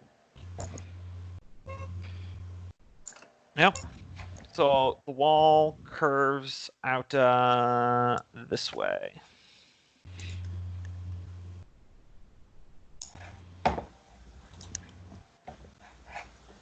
You guys gonna keep going around?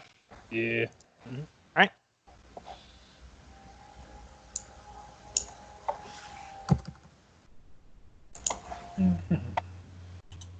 As Cope furiously does calculations. No, I should have said beforehand, but I'm gonna keep a lookout for any of those glowing mushrooms. Yeah, you can give me another survival roll real quick.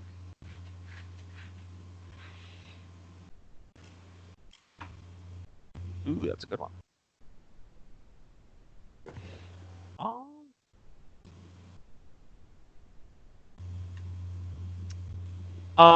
Yeah. You do find a weirdly like non-colorful mushroom that's kind of got like this porous surface on it. That when you just briefly tap it for a moment, like this brown pus kind of bleeds out of the pores, and it smells a little bit rank. But you notice that like your boot gets kind of stuck to it for a moment before you pry it off. Not exactly what I was looking for, but I would take it. So just like bringing this back to the wagon when we stop for a moment or something to piss. Like, hold on, guys, you're gonna get stuck if you touch this thing. Flop. Yeah, because the actual like weird like goopy stuff that comes out of it, it functions like alchemical glue. Yeah. I'm gonna try to take some leathers or something and try to start making pouches of it. Mm-hmm. Oh yeah, lots of fun foragey stuff. Mm-hmm. All right. Next day, where are you guys going? Like we said, just keep going along the wall. The wall's our friend. It can't lie to us. Disbelief wall. You shit. don't know everything that happens in this module. Don't say the walls don't lie to you. Inside check the wall. The wall was a mimic all along. The whole cave is a mimic. Also, I would like to take a moment, as you guys advance into another one,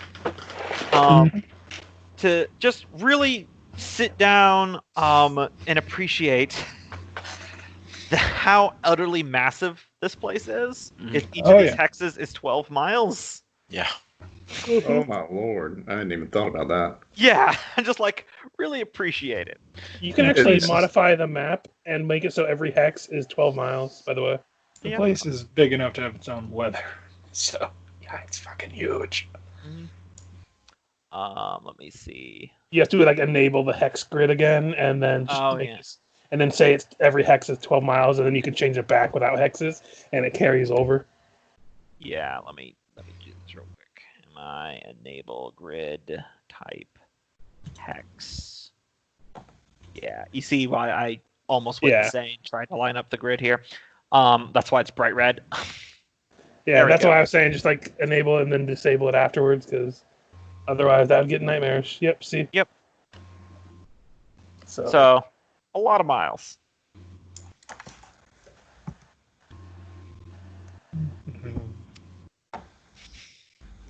All right, one moment here. This is gonna be good. it's going to be good.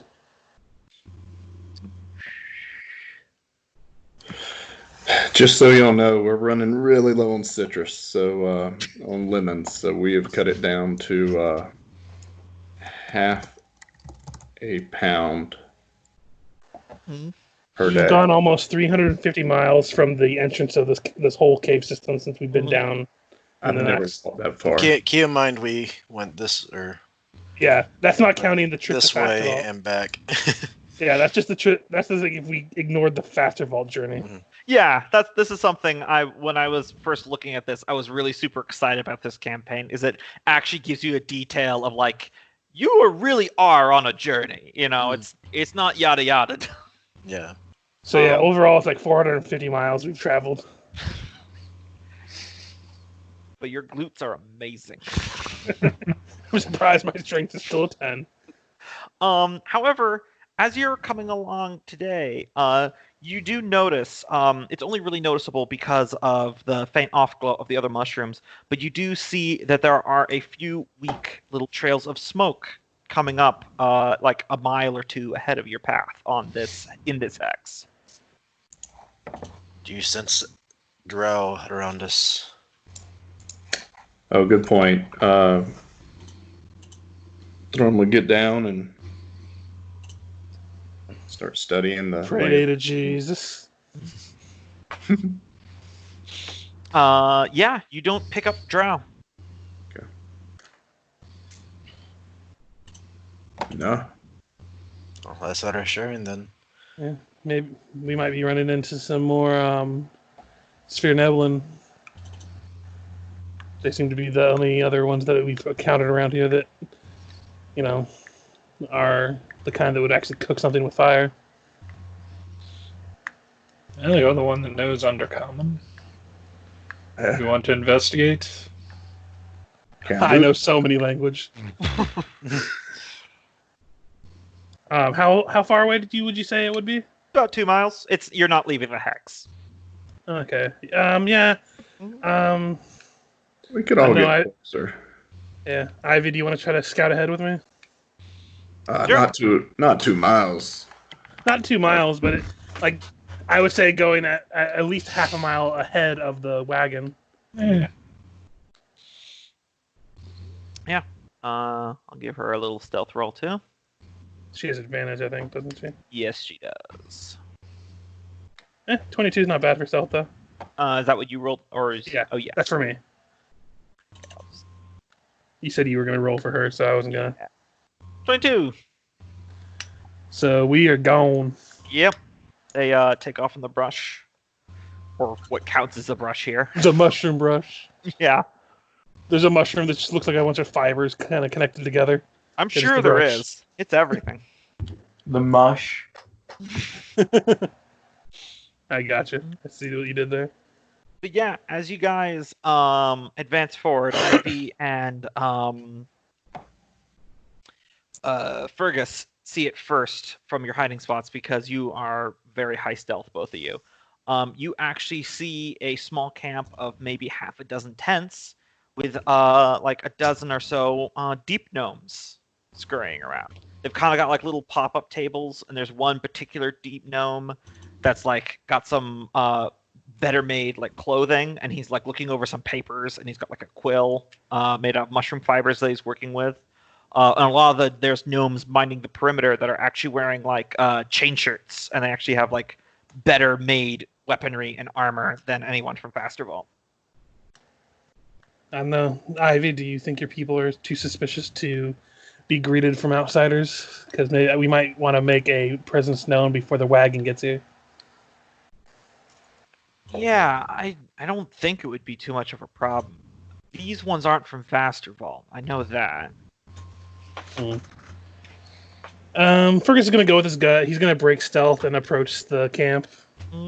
Like, hands open and free, not holding anything, and kind of just waving as they do if any of them notice him. Yeah, Ivy stays where she is, though. Yeah. You are, like, immediately have, like, sentries swing crossbows at you, but then they kind of, like, when they see it's a dwarf, they, like, don't keep them pointed. They lower them a little bit in confusion.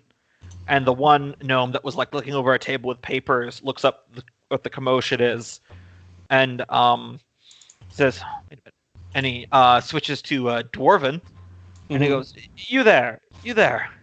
Pats over to you. Whew. Need to get better exercise. My goodness, I didn't know there was other travelers in the jungle." So I wanted to ask you a question. Out of character. Gombo. Yeah, out of character. Would having the guard kind of like point their crossbows and probably hearing things talk between them, and having this guy come up and speak, would you constitute that as a minute of hearing people speak? Yeah, I'll say yes. You could have probably hid in the bushes and heard them talk in gnome. I was just asking because my one ability. So I speak back to him in Gnomish that is accented like his people kind of mixed with some Fastervault. Yeah. And I'm like, greetings, friends. I figured I'd make our presence known. My family and I are traveling through the fungal jungle, and you were the first sign of life we've seen that's been friendly since our visit to Fastervault. Ah, you passed through there. Yeah, allow me to introduce myself. I am Lord Junius Remembers What Others Forgot. It's a curious accent you have. Are you from Claddenvault? I did not know there was dwarven kind that came from there. No, I am rather well traveled. My family and I actually have come from the surface in the recent months. The rest of them can fill you in on the details if they arrive, but I wanted to make sure that we would have safe passage to greet with your people and there would be no ill will. Of course not.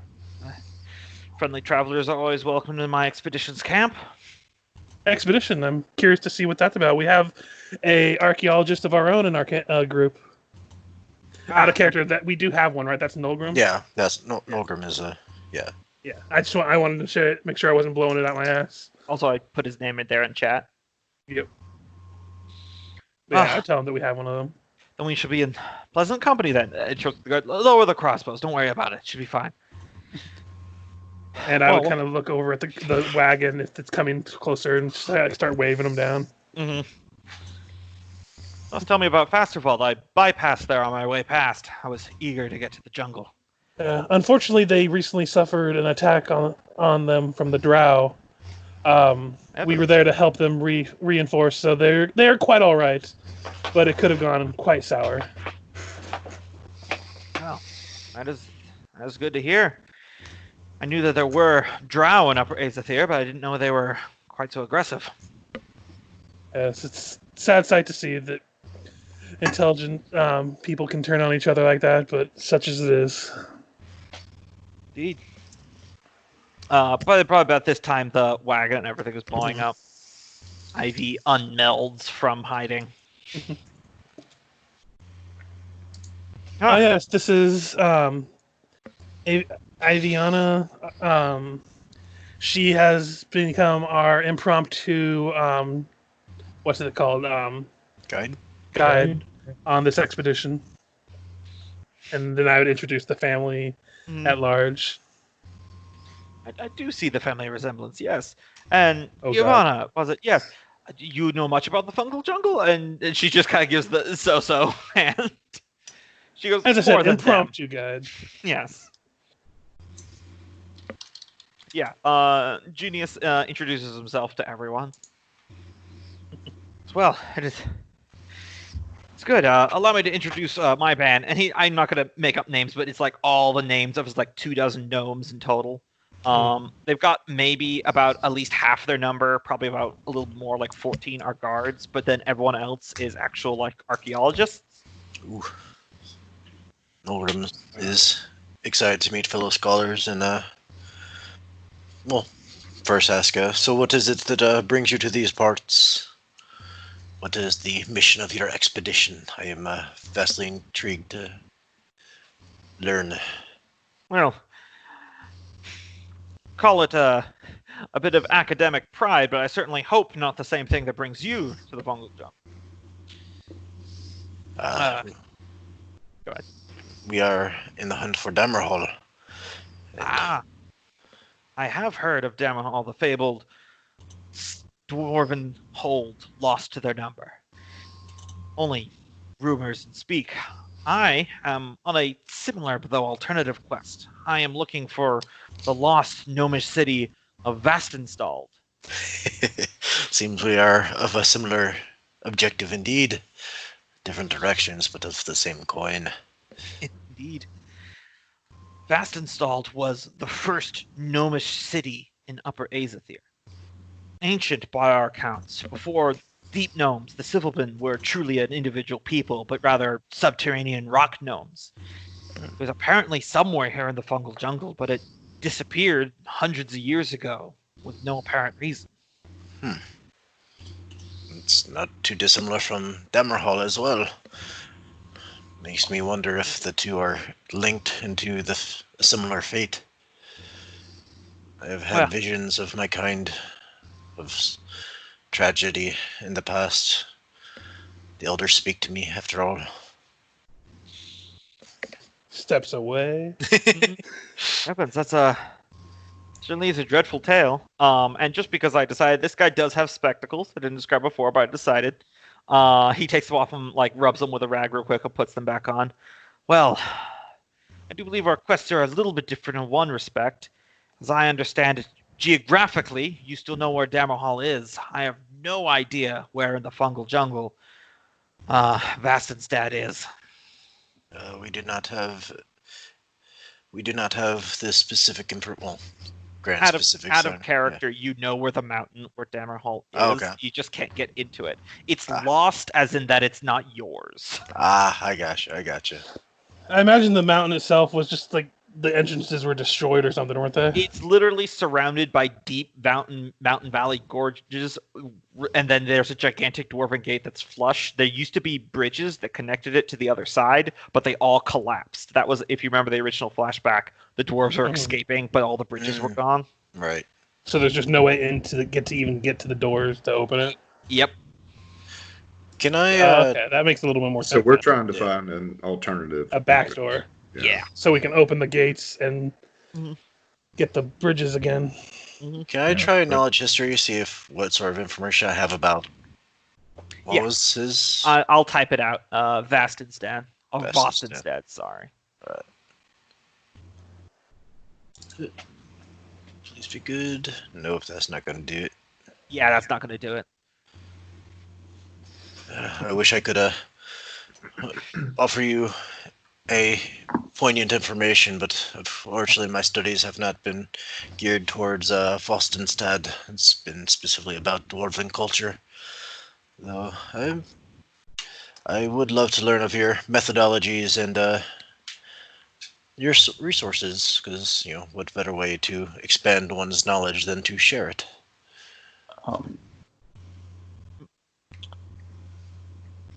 Just listening in, can I give a roll to see if Vastenstad rings any bells? You actually, you haven't like heard of Vastenstad in any university and everything, but the name kind of like rings a bell in your head. And when you flip through your book of like dwarven runes and stuff, there is a small like little sub page at the back of a few rock gnomish innovations, because communication between rock gnomes and dwarves is usually pretty amicable in the terms of artifice. And there was like a design for a magical artifice telescope that is able to see over long distances with dark vision, which normally telescopes cannot.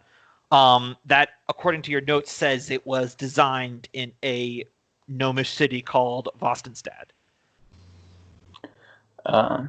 She would walk up, sort of interrupting their conversation.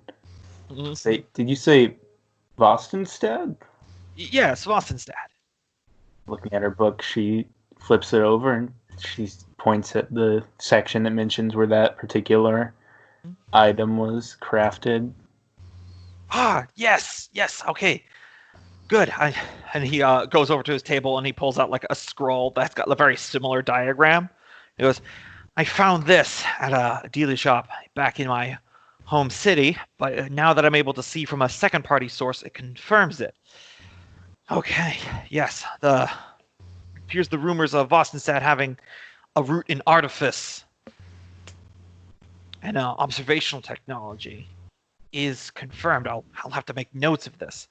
According to the rumors I have heard, Vostenstad once had a great underground observatory. What they chose to observe, I'm not 100% certain, but they would have to use dark vision piercing telescopes like these ones that you have here to perceive over any farther distance at all, even in this fungal jungle.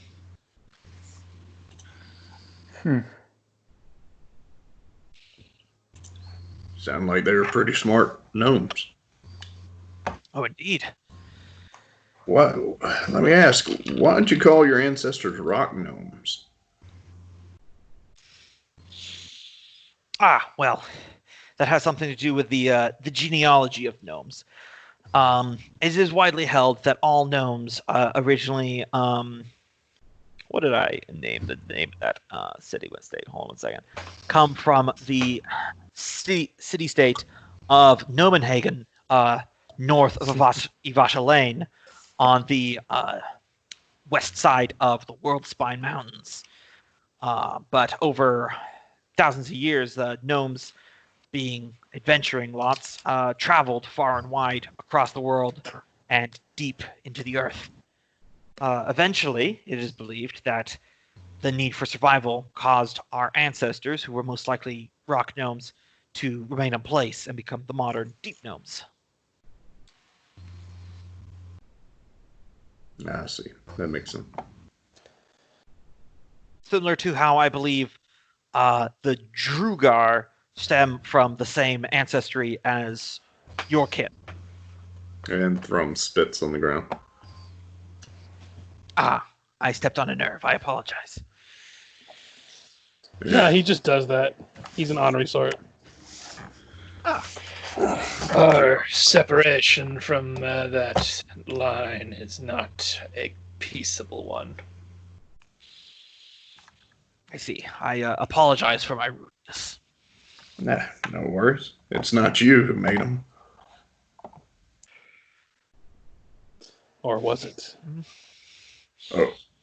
So, do you suspect that Vostenstad is in the fungal jungle? Is that where it's located? That's what I believe. It was stated to be in Upper Azathir, and the fungal jungle, according to what few traders and explorers I was able to speak to, is the largest geographical location in Upper Azathir. Well, if your theory is true, then it looks like you're a great deal closer to finding your cities than we are ours. You would say that, but we've already been in the jungle for a month. We've only barely been walking the perimeter of this titanic cavern. Hey, You say that, but it's only been a week for us, and we've barely scratched the surface of this place.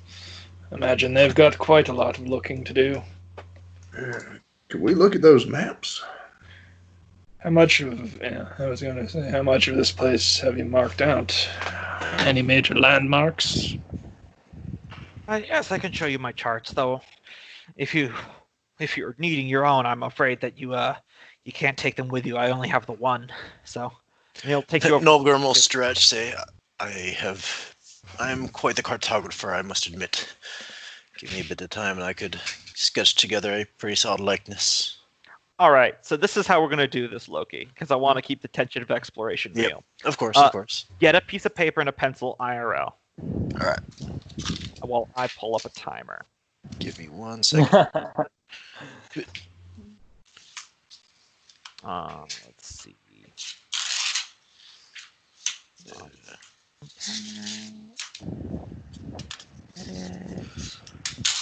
Yeah, that's good.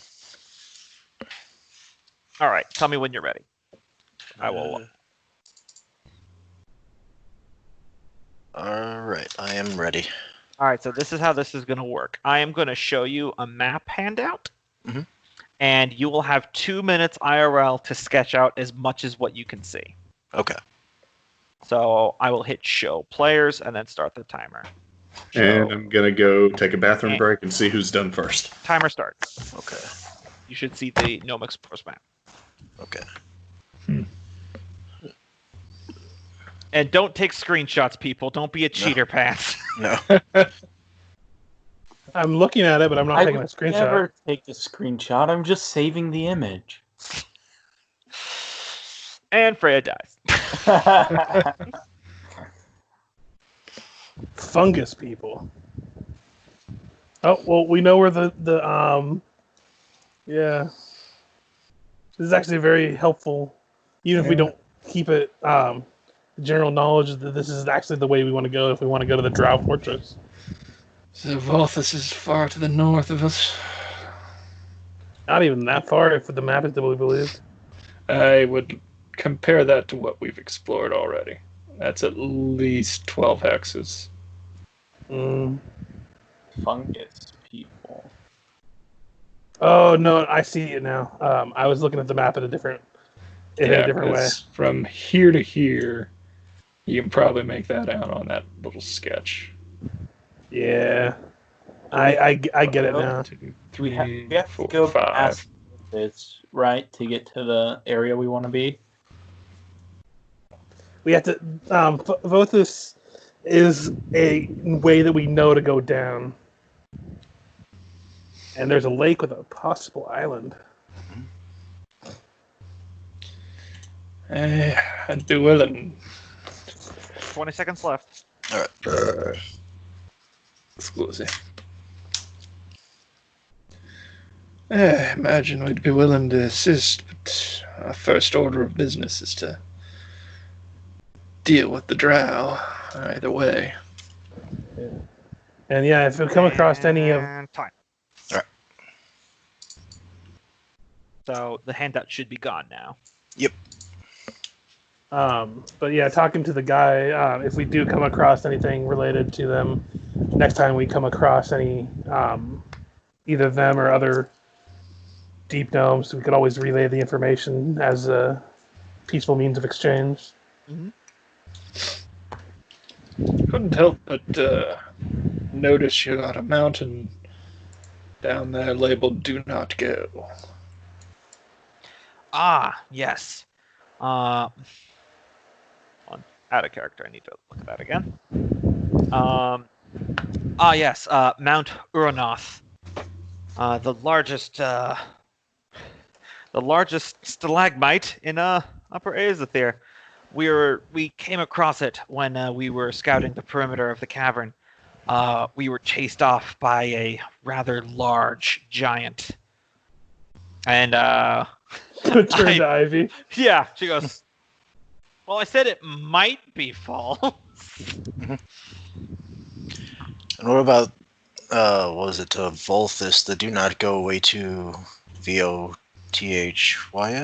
That's the Drow Citadel. Yeah. Oh, okay. Gotcha. That is very good to know. What is it about those fungus people? That is an interesting little note you put. I've only had briefing contact with them. They call themselves the Zan. They are native denizens to this place. They have a locked village somewhere around there. I haven't actually been there myself. I've only briefly ran across their hunting parties once or twice. Are they aggressive? They're cautious, but not naturally aggressive. Odd folk. They don't think like we do, but they seem amicable enough when I had a conversation. But they're not liable to just shoot first, ask questions later? Not unless you're making aggressive actions, by my wager. That's good to know. And it looks like you have suspicions of a island in the middle of the lake here. That's only based upon conversations I had with the Zan. They mentioned it in passing, but I was not able to get much from them. They have a slightly different way of speaking, though the language barrier isn't much of a problem. They release spores, you see. You breathe them in, and then they're able to speak directly into your mind. It's unnerving the first time it happens, but it's undoubtedly convenient. Yeah. That's an interesting way of communication. Indeed. I don't believe any of us can speak that language. Well, I'm afraid that Mount Uranoff seems like, from what you've given us, the most likely location for some kind of hidden city. That is my fear as well. But my map is incomplete, so we're trying to finish up perimeter scouting, see if there was any other sign. We have found, and he gestures like a table filled with like a few metal trinkets and stone brick shards. He says a few artifacts scattered every so often, but nothing very concrete. It will perhaps be worthwhile once we've dealt with the drow to assist in your search. After all, we need all the allies we can make. I like how you say deal with the drow like we wouldn't have to deal with an entire fortress. I mean, I would appreciate the help, but don't force yourself to attack a drow fortress on my behalf. They stand between us and our goal. We'll have to see how it goes. Yeah, Though I would not like to have them at our back. Yeah, I was under the impression that we were just going to try and go past them.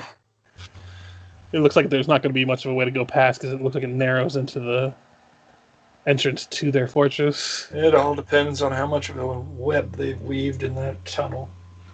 If it's the only way to the jumping off point. I'm afraid your father's got it in his head that we're going to have to knock this one down before we go on. Yeah, I would ask him if he knows another route to the jumping off point. He says, most of the fungal jungle is largely unexplored. My map, as far as I know, is the most complete one on record. But even if you look at my diagram, the far edges of the lake and the opposite side of the cavern are entirely unexplored. It's very possible that there could be other exits out of the fungal jungle from there. I mean, just 12 miles or so to the north from here, there's an exit. Though as far as I know, it does not lead past Voyus, just a closer area to the Lake of Diamonds. Oh yes, we heard of there's a way from Lake of Diamonds to Faster Vault. Yes. I remain convinced, and you should know this as well, daughter, that the worst place to let a drow stand is behind you. Yeah, second that. And no doubt what forces escaped Fasterval or routed from there are regrouping in this fortress.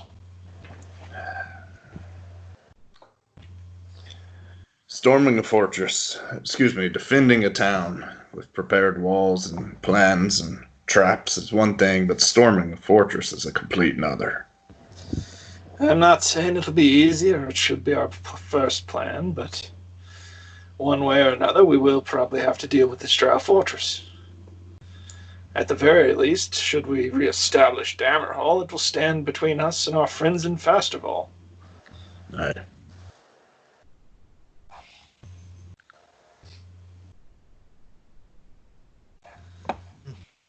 And it is getting...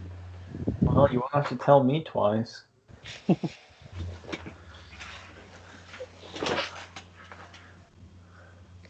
Well, in the meantime, you are of course more than welcome to camp here with us for the time being before we have to part ways on our own expeditions. I think we could enjoy one another's company for a little longer and hear a tale of your travels thus far as we share ours. Aye. Yeah. That night when they were around the campfire, Thrum would definitely pass out some cheese and cut up a lemon for them all to try a little bit of it. Just out of curiosity, I wanted to roll like a general insight of the group. Yeah. Just to get the sense of the people, like if there's any kind of like issues with the people like accompanying this guy, or like basically while we're camping, if there's any kind of issues that might arise. Yeah. Doesn't matter. I rolled a 9. Yeah, it seems fine. Yeah. While you're around the campfire, Ivy leans into you, Fergus, and goes, "So when we leave, should I steal that map, or?" No. As tempting as that is, there's a good chance that we're going to run into them again, and I'd rather not leave in bad blood. Okay. Just checking. But it's a good question to ask. I applaud your initiative. And he would point on his own map to the part marked possible location with an X just on the north side of the lake and say, "Well, what's the significance of this note out of curiosity?" Well, I thought that might have been the place for where the city was located. I was taking a tally of things that they might need, and I thought a water source and a place to exterior trade for resources they couldn't provide. I imagine the lake has some sort of fish in it for attaining food, so I thought perhaps there, and its proximity to the northern tunnel leading to, I know beyond that Drow fortress is the great jumping off point, as I've conversed with other explorers. But there was no sign of the city at that northern tip of the lake, and I couldn't even get to the tunnel leading towards Voyous. There was a drow patrol on station there that we thought better not to engage. And I think it is, even though the search continues, it is good fortune that it is the city is not at that location. You would be right next to the drow and giant spiders from your notes, and doesn't exactly make for good neighbors. Yes. The Skizral are an odd sort, I'll tell you that. No less alien than the Zan. I've Far more fought a aggressive. couple of them already. They laid in trap for the sheriff of Festival. We Truly. rescued many of his subordinates. That was when young Ivy joined us. Oh, dreadful. I was not aware that the Skizral were that aggressive. They were acting on the behalf of the drow from all the evidence we came across. So, I'll need to be more wary of my future dealings.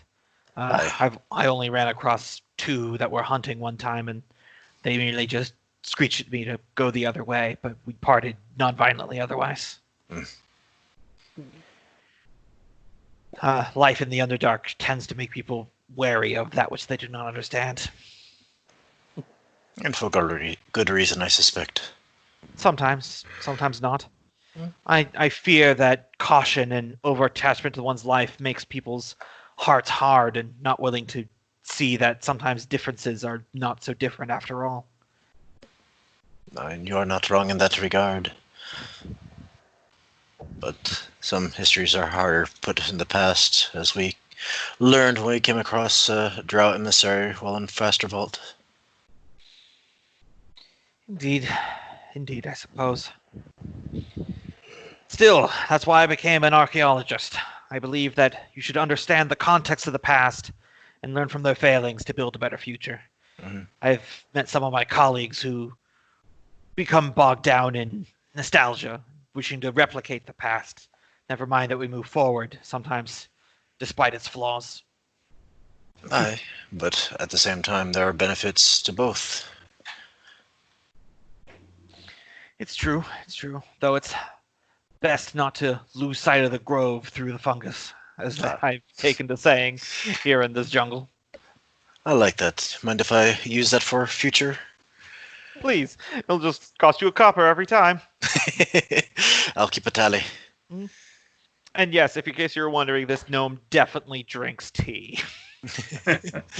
Honestly, if it wasn't so setting breaking, I would definitely give him a pith hat.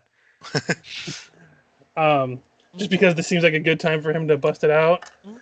Fergus is going to open that bottle of elven wine since they have a rather large group, and he doesn't have to worry about watches as much. And will share with anyone who wants some. Yeah, all the gnomes in Ivy are down. I don't know how the other dwarves feel. It is elven. Yep. Maybe elven, but it is a drink among fellow scholars, so he'll join in. Hey, the day they make good dwarven wine, I'll drink that. But until then, this is what I'm drinking.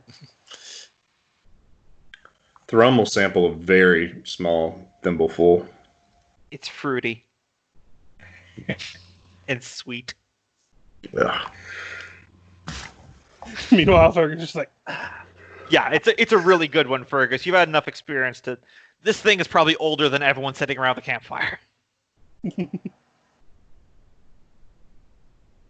yeah, good times. Yep. And this seems like a good time as anyway to call the session.